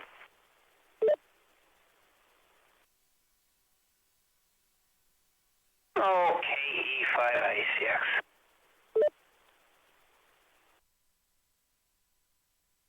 Anybody else?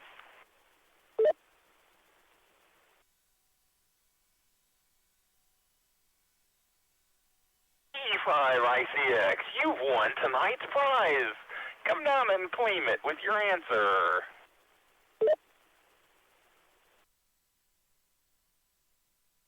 Oh, I'm probably wrong, but a dodecahedron, is that correct? I didn't put it in the form of a question.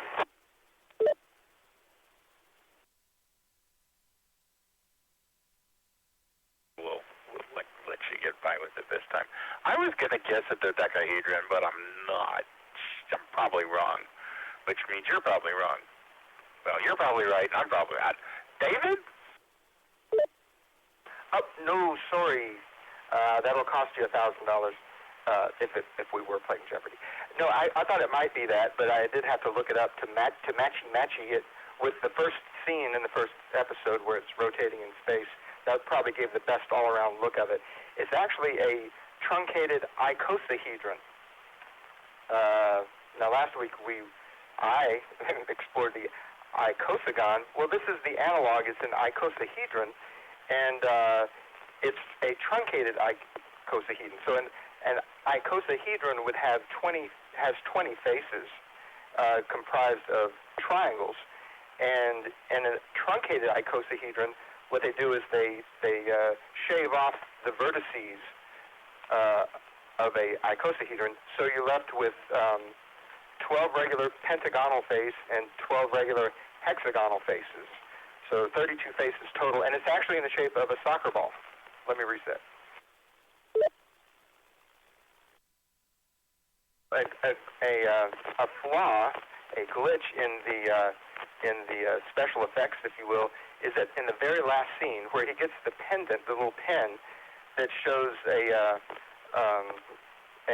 orthogonal projection, a face view of that ship, right? Well, it shows a hexagon in the middle, and then 5 hexagons around that, or 6 hexagons around that center hexagon, and that's impossible. No. With the face hexagon, you would have 3 pentagons and 3 hexagons around that hexagon. So, yeah, they messed that up. So somebody didn't do their homework, like we all do. But there's some interesting properties about the truncated icosahedron. Let me reset. W5FC.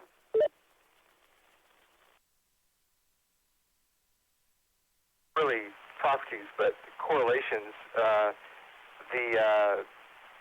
Like I said, a soccer ball is made up of 32 faces, combination of black pentagons and white hexagons. Probably the most interesting thing, it was used in the design of the Fat Man atom bomb.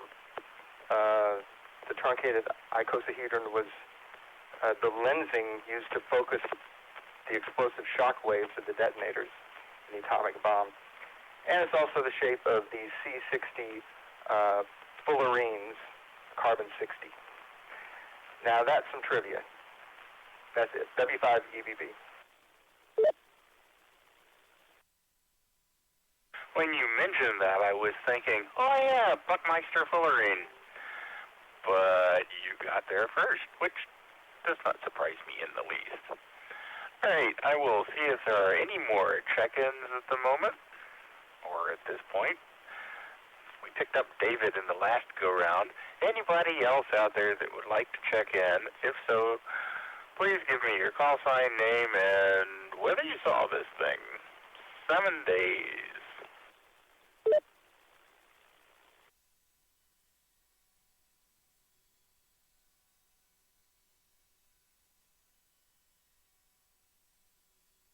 Didn't think so. It's kind of late, so I'll go now.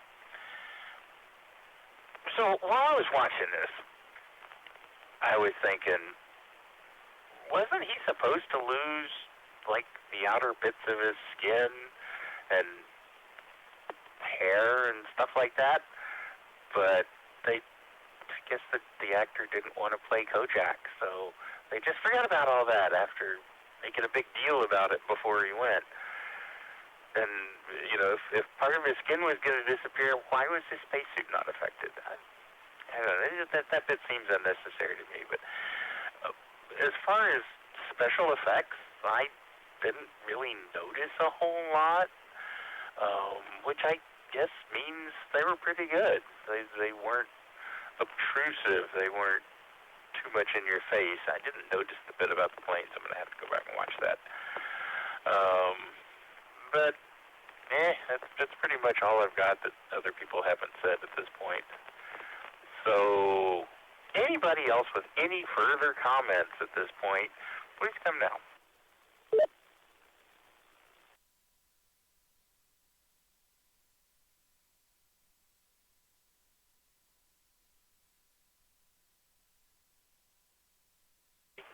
Not even Tom?